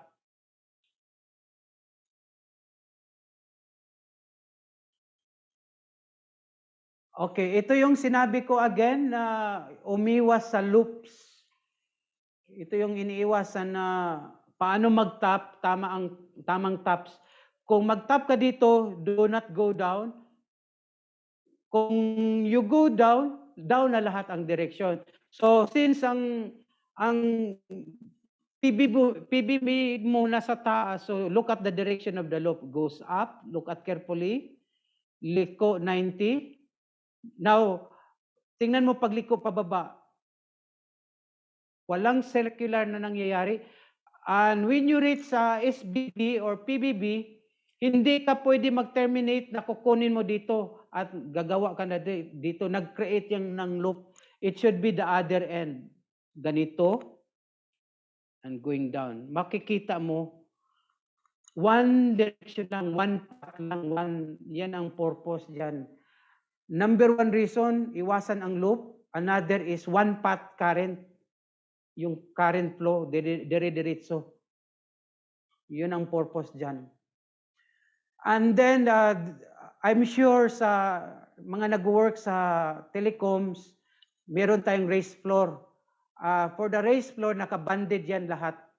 Securing banding conductors and the raised flooring system. Yan. Naka-banded yan, yung mga flooring. Okay, so tapos na tayo sa mga provision from external, internal, and then here I'm going to show typical grounding electrode system design. Ito yun. What are the components of the grounding electrode system design? First, you need a ground conductor, then connection between the ground conductor and the ground electrode and the ground electrode itself. So ito yung ground electrode conductor, ito yon. Ito yung clamp. Kung hindi ka gumamit ng clamp, it will be CAD welded, yung tinutunawan using CAD welding. Or ito yung single ground rod. Ito yung multiple ground electrodes. Multiple. Pwede gagamit ng mesh network, pwede ground plate. Okay. Ground plate. Ito yung gagamitin mo. I think parang baliktad to. Ito yung mesh, ito yung plate. And then the table of ground resistances, ito yun. Soil resistivity, typical. Typical na ito, kinuha na rin ito sa 142, IEEE. And for the ground rod, there are two. Copper bonded ground rod, the other is galvanized ground rod. Now, what is better? Anong the best na gagamitin natin na ground rod? The ground rod life expectancy, alin kaya dito ang pinakamaganda? Life expectancy. Stainless steel ang pinakamatagal. It takes 50 years bago mag-corrode to. May kamahalan ng stainless steel, kaya we will settle for the copper bonded. Kunti lang naman difference, 5 years lang. And also the other one, copper bonded steel, na ito puro copper to. And zinc, nagtataka kayo bakit 15 years ang zinc. Malakas sa corrosion ang zinc. Alam natin na malakas ito sa corrosion, madaling mag-corrode. Yung roofing natin, makikita mo na pag maulan, mag-corrode na yan eh. So ito yung zinc. So as you know, gagamit kayo ng walang problema bonded steel. 40. But for mission critical yung high-end design, you have to use the steel. Pero bihira lang to. Copper karamihan. So for the design, I already illustrated this one, so daanan ko na lang yan. Now, for multiple electrodes, ito yung ipapakita ko sa inyo paano mag-design ng multiple electrodes. Ito yung calculated, paano ginawa. Kukunin ko muna yung ground rod. Ground rod. 3 rods in parallel. Kaya divide 3 yan siya eh. How to calculate? Ang calculation kasi dito is the parallel connection of the ground rod and the horizontal. Kasali ito sa calculation. Kaya you will arrive a total resistance of 64.97 sa horizontal to na calculation. How about sa ground rod? Ito yung i-divide 3 mo. Divide 3, 1647 divided by 46 divided by 3 for the 3 ground rod. I think mali ito. For the 3 ground rod.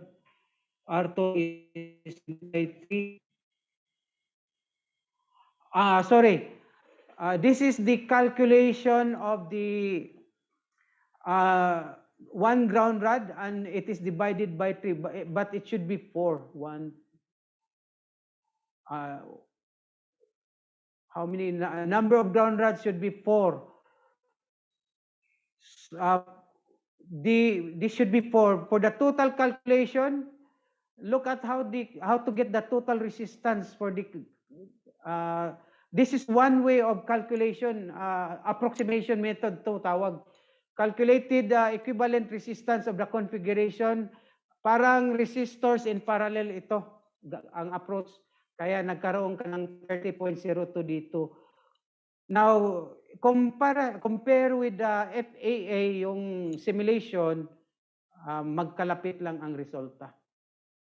So, ito yung calculation na resistances in parallel.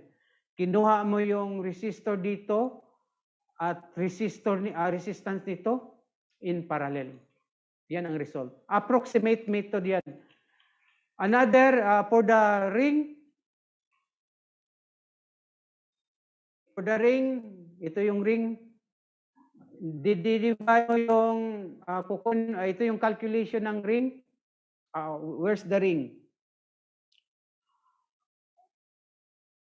Where is that? Ito yung rod calculation. 4 rods calculation out of the sphere influence of each other. So, ito yung result by 4, you will arrive 170 ohms divided by, ginamitan ng rods pala in this example. Tama pala. In this example, ginamitan ng 3 rods. Dito, tama ito, tama. 3 rods lang. Sa drawing 4 ang nakita. Dito, gumamit ng ring, pero 4 rods lang, i-divide natin ang 4, nagkaroon tayo ng total resistance of 179. Total resistance ng lahat ng rods. Then yung horizontal ito yung calculation ng horizontal. Then we apply the parallel resistances in parallel, you arrive this 30.9. Sa FAA calculation naman, ito yung arrive plus 5.3 adjust. Ang difference niya is 16.34. Magkalapit pa rin. Okay lang yan so far. And then here, for the 3 rods in a triangular shape, meron tayong calculation dito na total rods in vertical. Ito yun. Nagkaroon tayo ng 35. After you calculate, our rods is 55.82. Then 3 rods, electrodes, ito yung in parallel. Asa na yun? 3 horizontal rods with S in parallel. Ito yung horizontal pala, formula. Sorry. Ito yung horizontal. At ito yung sa rods, we arrive 32. For the simulation, magkalapit lang 10. This is ang nakita nyo dito is approximation method. Ginamitan, then i-complement mo yan with the simulation. So this is one way. There are other methods of calculation for the ground resistance. Ito lang ang pinakita ko, one example. Next is methods of earth ground testing. Ito yung importanteng earth ground testing. Meron tayong 4 types: soil resistivity test using stakes, fall of potential using stakes, selective, 1 clamp and stakes, and stakeless. All of this, ang reference mo dito sa measurements, to understand more on this, aside paggamit ng equipment, measuring equipment, you have to go to the IEEE, how to guide of measurement.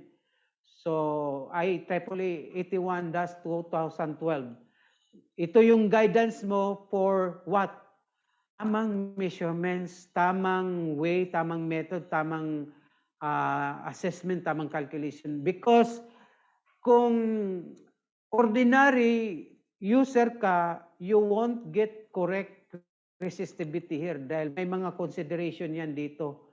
May mga adjustment ka. So you have to go to the IEEE. So the first is soil resistivity. It is known as yung gusto mo isukat yung lupa, resistivity ng lupa. This is known as Wiener method. Popular to. Ito yung pinaka-popular using this formula. So we have example here. Gumamit tayo ng example. With this example, nagkaroon tayo ng resistivity na 18885 ohms. Ito yung reference. So from there, may guide ka na, may reference ka na you will expect 1885 ohms if you want to know the soil resistivity. With the 3 meters and the resistance of 100 ohms. Ano yung resistance? The measured resistance value in ohms from the test instrument. So ito yung formula na gagamitin mo. So this is Wiener method. 4 stakes, C1, P1, P2, C2, an equal distance, and there's a particular height na ibabaon mo. Ito yung Wiener 4-pin method. So using the fluke, ang ginagamit ko dito is fluke 1620, 1625. Now, ito yung mga stakes. Yan. Itutusok mo, tapos iikot mo yan para mababaon. 1/3 of A. So, meaning, kung ito yung distance ng A, 1/3 yan ang ilalagay mo dito. So, for the Wiener method, you will be able to get the soil resistivity. Yan ang mag-appear dito. So, ito yung approach ng Wiener method. Ito yung example na set up. Next is the fall of potential measurement. This is also known as the driven rod method or 3-pin or fall of potential method. The driven rod 3-pin method, tatlong kuan lang, tatlong pin, C1, P1, and C2 connection.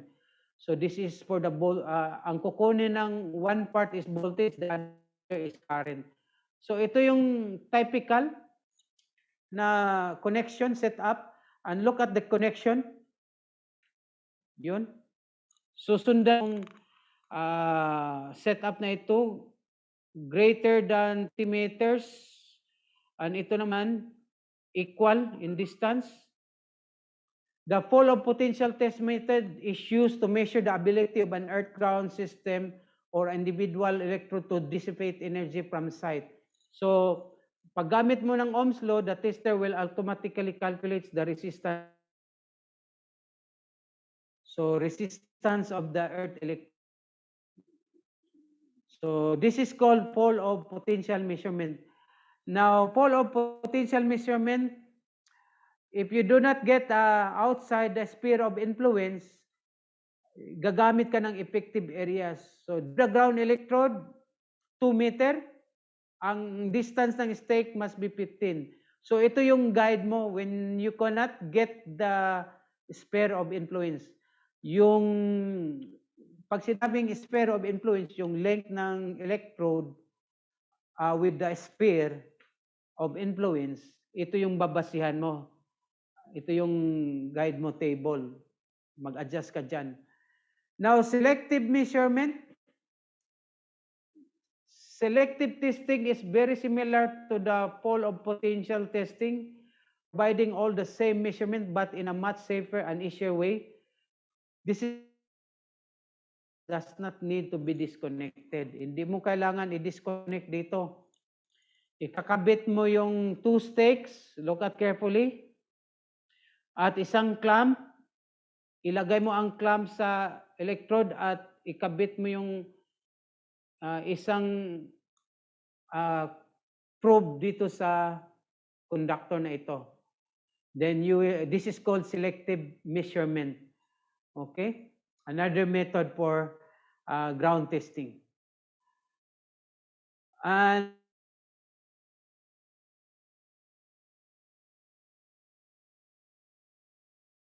stake na ilalagay ka, ang ilagay mo lang clamp. Test current paths in the stakeless method. Here, get the reading. Measurement, the Fluke 1625 earth ground tester is able to measure earth ground loop resistances. So consider there is a distance between the 2 clamps. Okay, this test technique eliminates the dangerous and time-consuming activity of disconnecting parallel grounds, as well as the process of finding suitable location for auxiliary ground stakes. You can also perform earth ground tests in places you have not considered before, inside buildings or power pylons, or anywhere you don't have access to soil. So gagamit ka ng stakeless kung may absence of these items. Now, for the ground impedance measurement, you will connect the 2 probes to the pipe, to the electrode. Ito yung tinatawag na ground impedance measurement. So you will get the equivalent circuit for 2-point measurement. This is the equivalent circuit. Now, other measurement na hindi ko pinakita yung Fluke dito is called Schlumberger array. Nasa IEEE 142 ito. Ito yung one of the methods. It is called Schlumberger array. So actually maraming methods, at least 4 ito eh. Now, for the ground resistance measurement kanina is the electrode. Ito naman ground resistance measurement. So to measure ground resistance measurement, especially at the central office, ito yung nandito na yung mga banding and grounding, nandito na. This is a typical layout of a central office. So mostly, mga communication sites, ganito ang typical layout. So how to measure? Using, the first measurement will be using stakeless test. Ito yung approach. Ito yung tawag na stakeless testing of a central office. You are measuring resistance involving this conductor dito. Ito yung tinatawag na stakeless test on all the individual grounds coming off of the NGB. Yun ang MGB or PBB, ito yun. So isa-isahin mo yan for the first requirement. Then second is perform the 3-pole of potential test of the entire ground system connecting to the MGB. Ito yung PBB, kinonect mo dito. Then as shown in the illustration, then kukuha ka ng 2 stakes sa labas. Yan. Ito yun ang example ng 3-pole of potential. Next is third, measure the individual resistances of the ground system using the selective test of the Fluke. So naka-third method na tayo. Measure the individual resistances of the ground system using the selective test. So ito naman ang selective test. $2 papunta sa stakes, then isa to the ground. individual resistances of the ground system. In other ground application, by the way, ito yung mga recommended test. Perform the same 3 tests at each application using stakeless measurement, pole of potential measurement, and selective. So for the stakeless measurement, first perform a stakeless measurement on the individual legs of the tower and the 4 corners of the building. For the cell site, all grounding connections, electrical substation, remote switching, and lighting protection. Ito yung mga kit ng grounding measurement. Ito yung cell site, typical setup at a cellular tower installation. Ito yun. Ito yung other na i-measure. We have here the substation sa electrical, and then we have for the lighting using selective test on a lighting protection. Yan ang ito yung setup sa lighting protection. Okay, the next topic is kapit na tayo, almost over. This is the standard for the TVSS protection. There are 2. The primary protection and secondary. Saan ikakabit ang primary SPD? Doon yan sa main panel boards. How about sa section? Doon yun sa mga sub-circuits, sa equipment mismo. So there are 2 solutions for the SPD. We have primary and secondary protection. Saan mo ikakabit ito? Point of entry sa mga circuit breakers, sa mga electrical system ito, like circuit breakers, and secondary will be on the branch circuits. Now, this is the diagram. Where is the primary? Ito yung main, primary, and ito yung secondary, yung every circuit papunta sa mga equipment. Ito yung mga secondary. Before sa load, before sa mga like computer and welding machine. SPD is very important para sa lighting protection. Now, here is the secondary to. If anybody making a design na single SPD, delikado yan. Hindi siya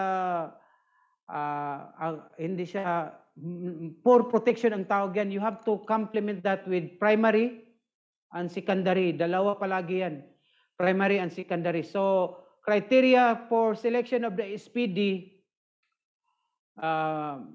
is mostly at least 3 required maximum continuous over voltage, yung operating voltage, then anong voltage na ika-clamp niya, then surge rating and protection modes. Okay, there are 3 modes. SPD technology, we have the silicon devices, we have the moves and the spark gaps. The most common is the moves. So, karamihan protection sa atin will be moves. Kaya makikita mo dito sa chart, moves are the most prepared. Pero ito silicon device, maganda ito sa low let-through voltage. Pero wala itong capacity sa high energy, high current. Moves talaga ang kompleto. So ito yung ginagawa, SPD location, ilalagay mo sa equipment to be protected. I-connect mo in parallel yan sa source. And for this is secondary and this is the primary. Considering galing sa main electrical source. Last part, ito na yung last part na ipakita. Typical installation at a common communication site. Typical, so we have here for design and installation at a communication site, there are 8 categories. Start with the structural options. Hindi natin to itatakol as architectural. Briefly sa electrical grounding will be mentioned here.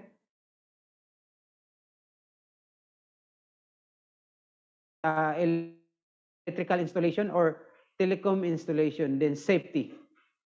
Ito yon, itong lahat dito, ang typical requirement ng communication site. Lahat yan, mostly, yan ang makikita nyo. Grounding and bonding, and including all the 8 categories.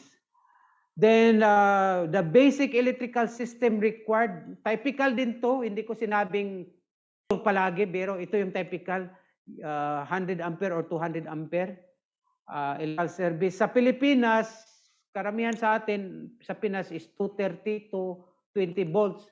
So, hindi magagamit na ito. So, therefore, sa vendor side, alamin nila anong electrical system sa Pilipinas. Kaya, mag-change yan sila ng electrical system base sa site requirement. Now, each system ito yung mga typical requirement for the electrical system. May mga receptacles, mga SPD. Ito yung electrical system, SPD. Ito yung papunta, ang tawag dito, UPS. Like UPS, papunta sa mga equipment.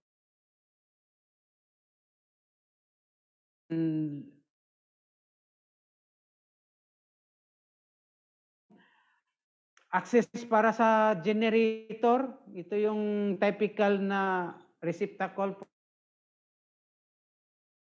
And there is a need FCI. Ano yun? Yung ground fault current interrupter receptacle. Kailangan ito siya sa mga wet environment, yung mabasa. So, kung ang receptacle mo nasa labas, i-complement mo ang GFCI, gagamit ka ng receptacle na may GFCI compliant. So, gagamit ka ng circuit breaker na GFCI also. So, kapag magkaroon ng ground fault, automatic mag-trip yun siya dahil sa basa. Yan ang kagandahan sa GFCI.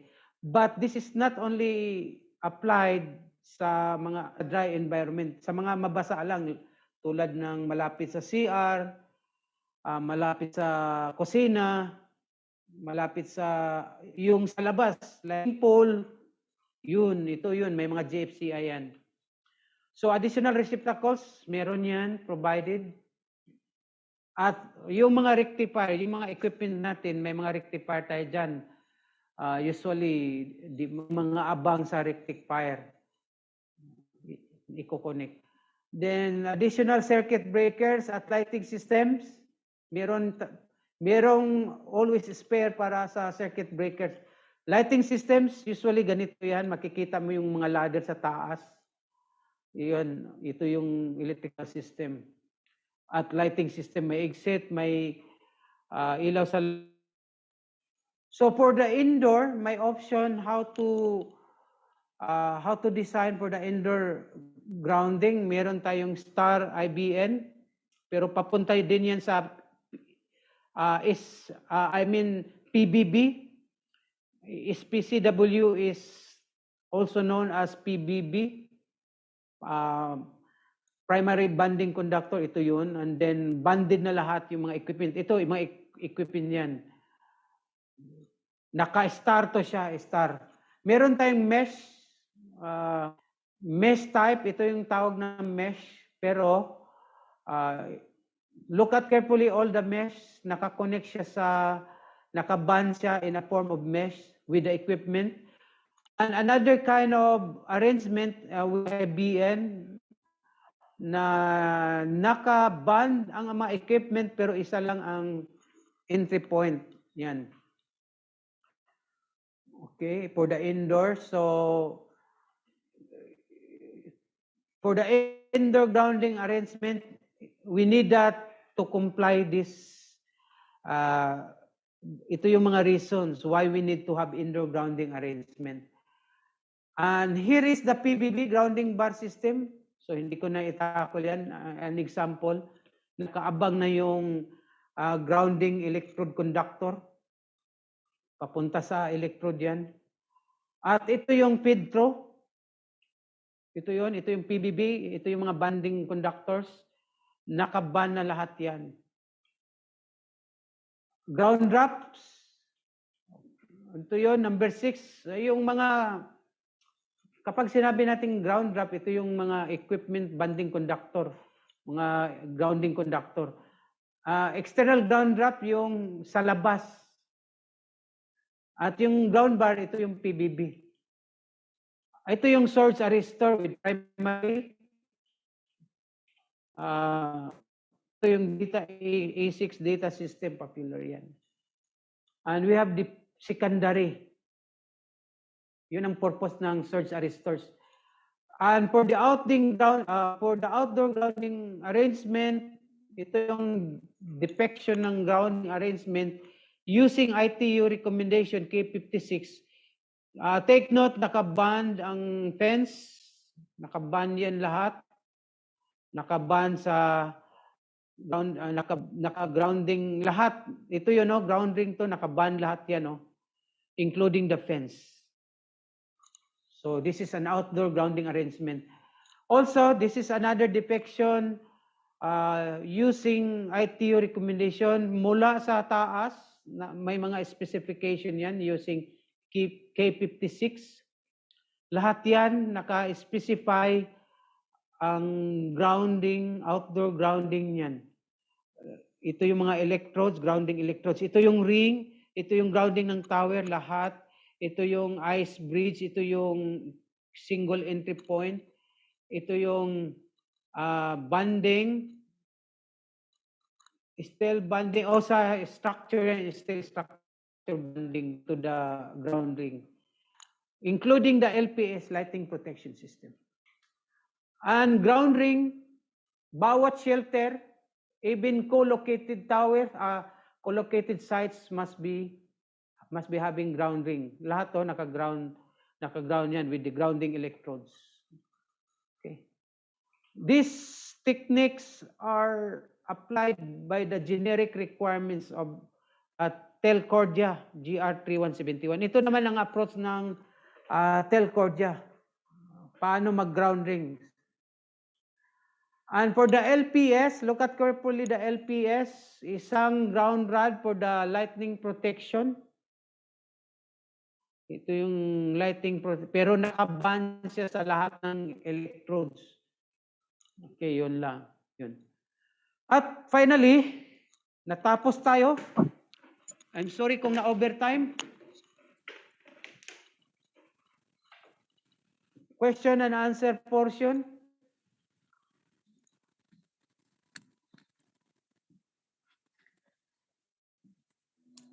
Yan, sir. Thank you very much for that very comprehensive po na session natin. As I turn on my video, sir, for a while. And sir, we would love to answer these questions. We have picked 2 questions here, and due to time constraints, sir, we will only just be accommodating 2 questions. And let me share my screen for a while. Share screen.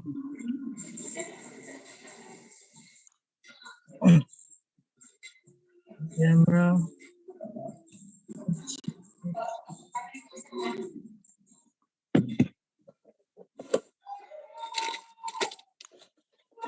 And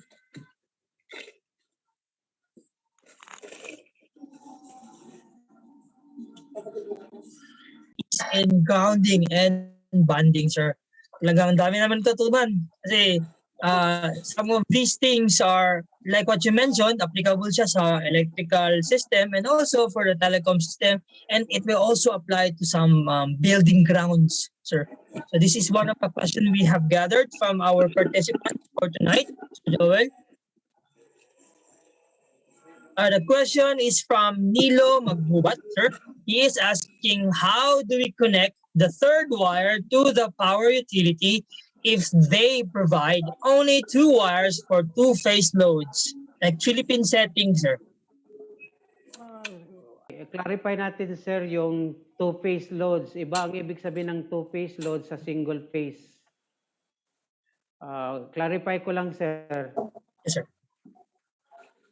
Sir, you want to know if anong gustong malaman ng ating participant, sir? O kung ang ibig bang sabihin kung two-phase, dahil single phase karamihan. Yes, sir, I agree. Yan. Sir Nilo, magbubat, I thought we hope that you heard the question of Sir Joel also. But sir, can we ask for your follow-up question, Sir Nilo, if you are listening? Or your question, sana po, can you just put it in the chat box? Single phase, no, sir. He was referring to single phase. Yan. Okay, yun, malinaw na. Ang tanong niya, how do we connect the third wire to the power utility if they provide only 2 wires for single phase loads? Yun ang karamihan ng setup dyan sa atin. Ikaw magte-third wire ka, you have to look for the grounding. Yun sa meter nyo, nandun yan palagi.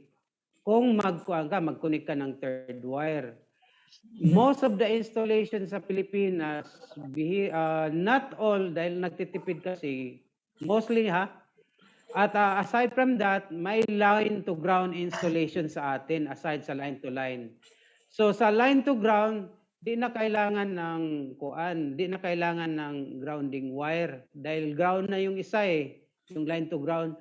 Ang issue dyan yung line to line. Yung line to line.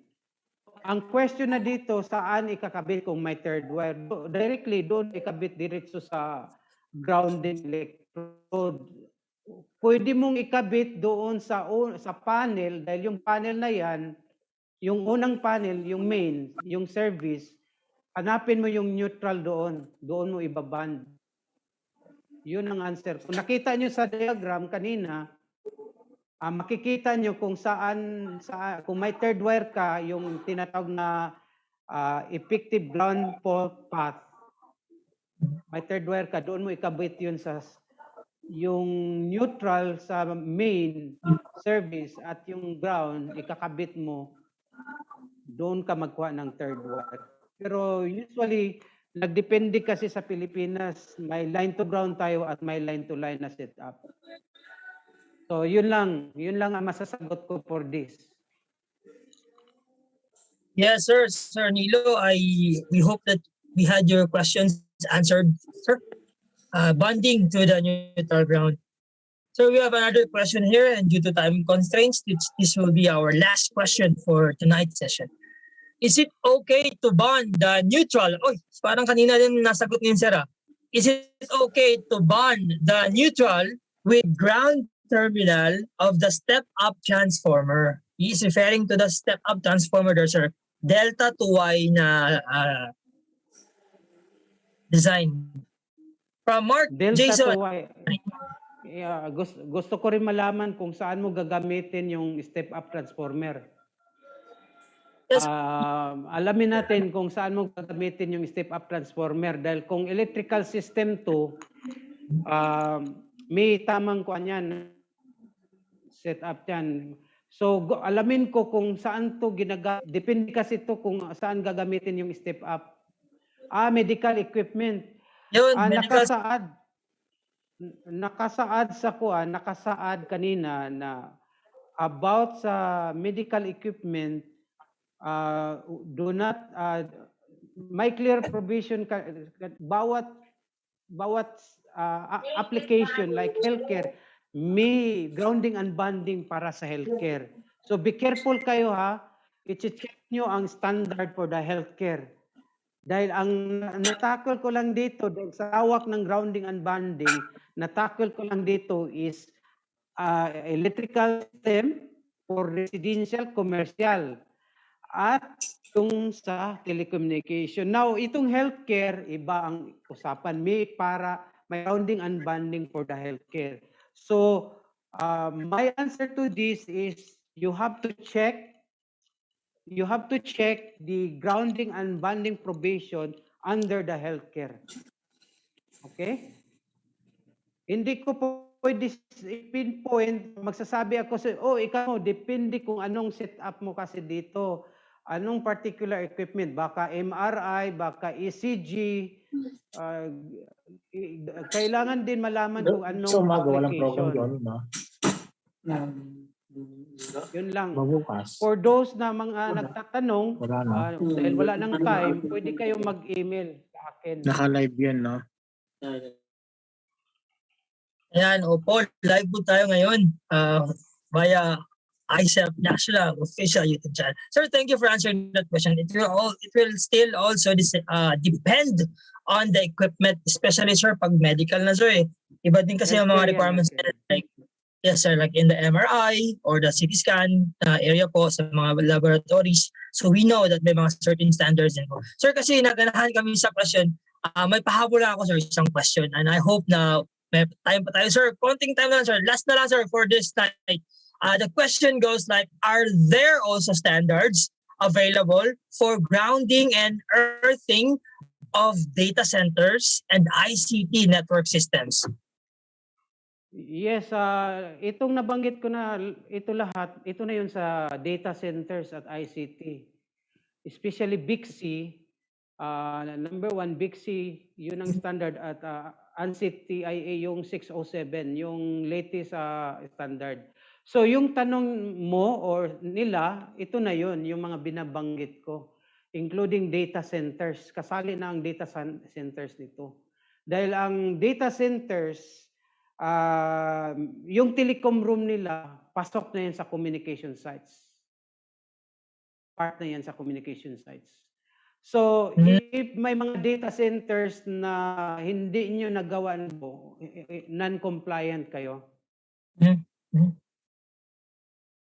Yeah, sir, personally, I am so interested in this last question kasi po I also partly working in the data center. So I know na may mga data center ngayon that they are not compliant with the grounding of data center. Kaya minsan pumipitik yung yung data, yung server cabinet, pumipitik, kawawa naman yung mga gumagamit po ng ating mga facilities doon.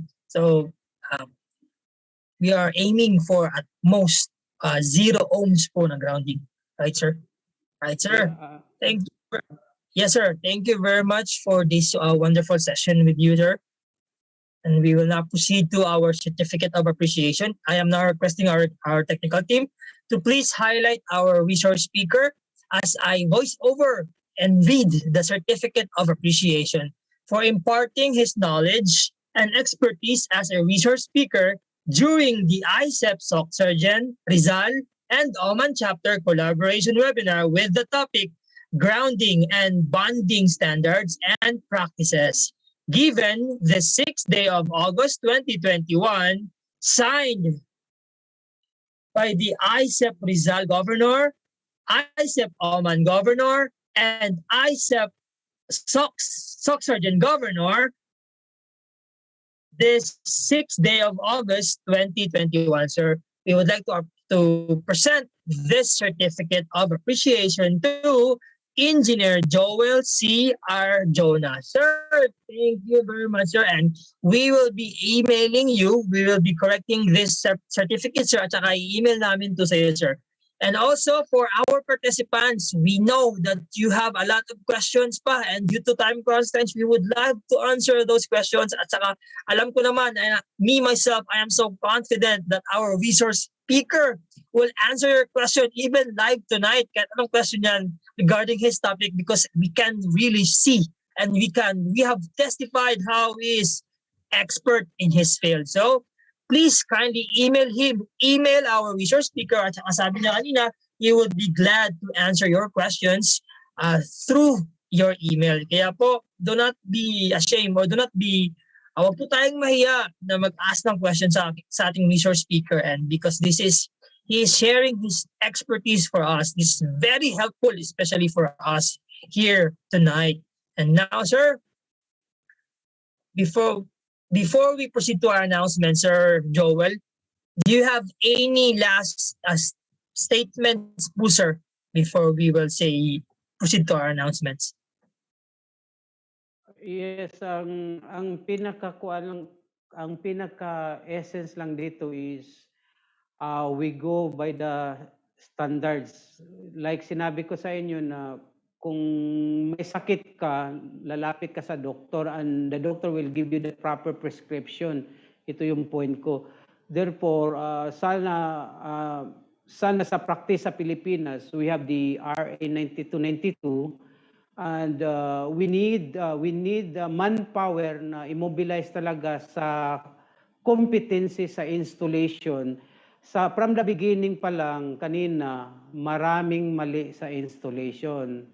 Installation errors, very common yan.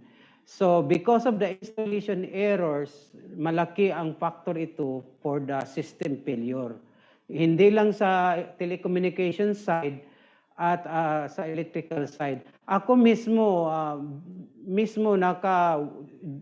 during my work, I encountered this kind of problem tulad ng surge at overvoltage. And may mga na-encountered talaga ako na mga na-damage na mga equipment dahil nga dito. So, to avoid this, you have to go back to the codes and standard and engineering practice. Yun ang tandaan nyo. Do not forget, kailangan you have to go with a standard. Hindi yung magaling ka sa sarili mo. Not like that. Go with the codes and standard. Yung engineering practice is part of that standard. Yun ang point ko dyan. Yun lang. Yes, thank you very much, sir. Narinig niyo yan, guys. Ha? Do not be wise in your own conceit. We have to use the codes. They're there for a purpose, to guide us and to standardize everything. At saka lagi nga sinasabi ni Engineer Joel kanina, ang good engineering practice. It's very important. Huwag natin kalimutan yan. Thank you very much, Sir Joel. This is very useful talaga, sir.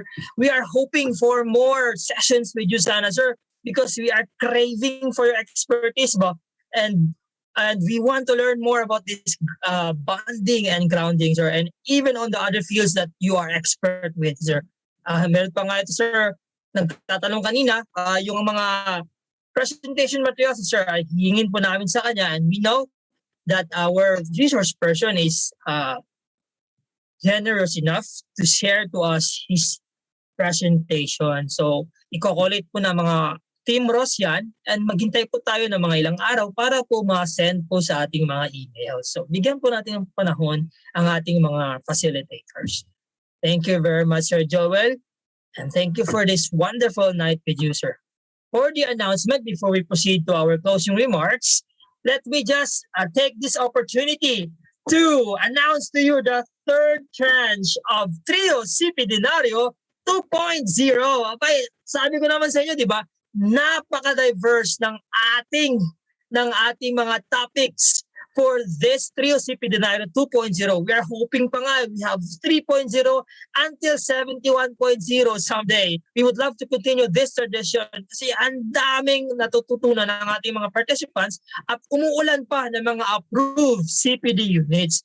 For August 13, that will be next week, Friday, we have for the GPON or the GPON network designed for enterprise, Engineer Jess Anthony D. Liwanag, and for the continuation of Engineer Sajid and Makabalang, IBS DAS Design and Optimization for August 14th. And also tomorrow, do not forget our very own Vice Governor for External Affairs, Professional Electronics Engineer, Kimberly T. Gatorian, as our resource speaker for the first ever SOCCSKSAR Webinar Collaboration 2021. Abay, kung gaano kalamig doon sa car, gano'n naman kainit sa SOCCSARGEN. So naghalo po yung lamig at init.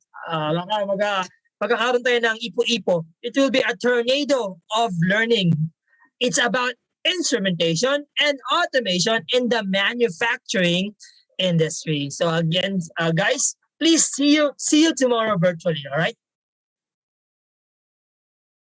For the closing remarks and to end the second tranche of TRIO-CPD-NARIO, we will now call on the IECEP-Oman Vice Governor for External Affairs, Professional Electronics Engineer, ASEAN Engineer, Ronald P. Tanagon. Sir. Hello, good evening from Oman. Okay ba yung aking audio? Yes, sir. Clear. Very Okay. clear. So without further ado, yes, good evening everyone. Ronald Tanagon from IECEP Oman. So first and foremost, I would like to acknowledge the presence of everyone who are with us today. And yes, napakaganda nga ho ng ating event.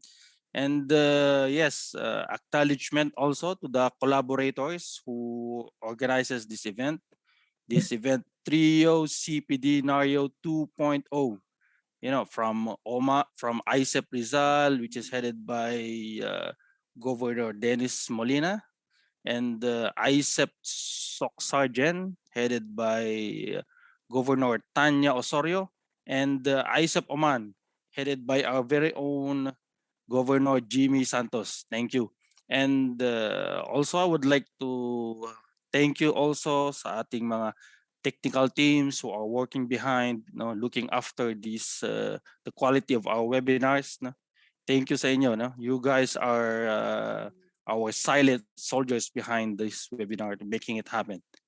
And again, yes, a deep appreciation to a wonderful speaker, Engineer Joel Arjona, for sharing his knowledge and expertise on grounding and bounding standards and practices. For what I can say, napakaganda ho, napaka-amazing ho ng topic ngayon. And also, appreciate also sa ating napaka-energetic na MC, si Engineer Earl John Heraldes, for coordinating each participants for this evening. Thank you, thank you. And also to everyone who attended and taking part, yung nag-spare talaga ng time nila for aside from their personal, professional schedules para to support this organization at saka yung mga events natin. Yes, I would like to congratulate all of you for your dedication and active engagement in this learning experience. So yung topic ko is napaka-interesting for me as I myself also is working sa telco company. And yes, I've tried also working on a high-powered equipment, yung sinasabi naming PFE, power field equipment that are used to power submarine cable equipments that are laid out underwater that connects between countries for thousands of kilometers away. So nandyan talagang meron kaming specific design na para dito sa grounding lang. Sabi nga ng speaker natin kanina, go by the standards. So napakaganda napakaganda. Knowing that kung ang situation na-implement without, by our own knowledge lang, without proper grounding, bonding standards. So imagine nyo na lang yung effects nito pag nagkaroon ng issues, nagkaroon ng strikes, power surge, tapos wala pang proper grounding. So magkakaroon yan ng impact yan. Yung cost of repair niyan, tapos lalo na yung incidents, if it happens in the data center, alam na natin it will really have an effect on the telco services, tsaka yung mga businesses, tsaka mga revenues. At it will play out also sa mga kakaroon niya ng domino effect, lalo na ngayon, it's a lockdown. So it means lahat tayo ay mostly working online. So magkakaroon dito ng impact. So alam natin yung standards na natutunan natin is really important sa ating field, lalo na sa engineering design. So wag na natin patalagin. In closing, let's continue to ground ourselves and keep learning new avenues sa ating field ng ECE and keep developing new skills, and let's be a master in many field areas. So let me wish you all a very, very safe during this time, and looking forward to seeing you again in the next IECEP event. I think it's tomorrow. So thank you very much, Team Ross, One IECEP. God bless us all. Thank you, Engineer Ronald. Yun nga, we have to ground ourselves and bond with each other. The learnings ba, we have to bond with each other. Kaya sir, hihingin namin yung resume mo at saka mga CV mo sir. Baka feeling namin meron na bagong next speaker na eh. Your topic sounds interesting. Parang nangangamoy another webinar naman tayo from Oman chapter also na speaker sir. And for that, I am now reminding everyone na na-posted na po yung attendance, learning, and seminar evaluation form sa ating mga chat box. Again, if you have the link, please copy it, then paste it in the notepad or anywhere in your unit para po mas madali po ninyong ma-access yung ating link. It is very important kasi part po yun ng ating qualifying e-certificates. For our participants, posted na po sa ating chat box ang ating attendance, learning, and seminar evaluation link para po sa ating part ng ating qualifying for the e-certificates. So please fill out completely and carefully. So again, fill out completely and carefully. Huwag mo natin kalimutan yan. Kung ano po nakalagay doon, ano pong hinihingi doon, abay sagutin po natin. Thank you very much for the support of all our participants tonight. Kaya ganito na lang.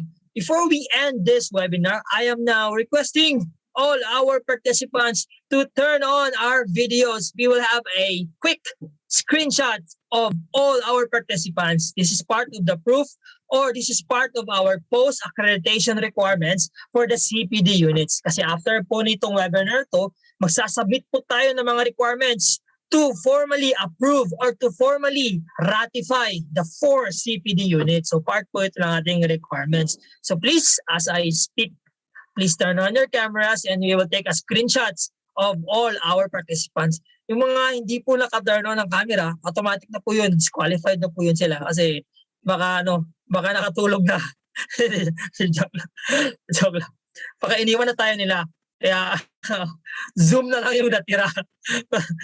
But anyway, now, yes, ayun, nag-turn on na sila ng mga cameras nila.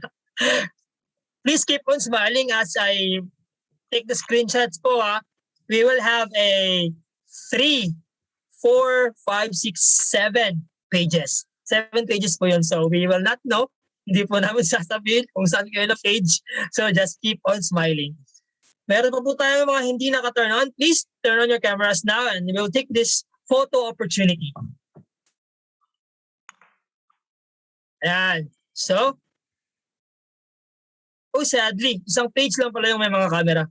Anyways, we will use this as our documentation. So, 1 page lang. Smile kayo lahat, ha? And 3, 2, 1. One more. In, kasi 1 page lang man tayo lahat. Konti lang kasi naka-turn on na camera. So, in 3, 2, 1, smile. Ayan. Again, thank you very much, Engineer Joel Arjona. Sir, we are forever indebted with the knowledge you have taught us, sir. And we are hoping na we will have sa 3.0 natin, sir. Abay, baka pwede, face-to-face na, sir.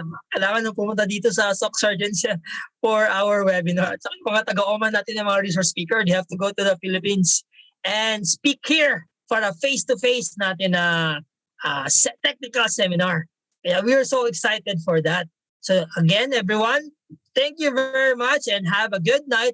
Never forget to fill out the attendance quiz, the attendance, learning, and seminar evaluation kasi doon po ang isa sa mga basis ng ating certificate. Saka para mas madali po ma-verify ng ating mga registration team. So have a good night. Thank you very much and see you all tomorrow para sa mga naka-apply po. Thank you.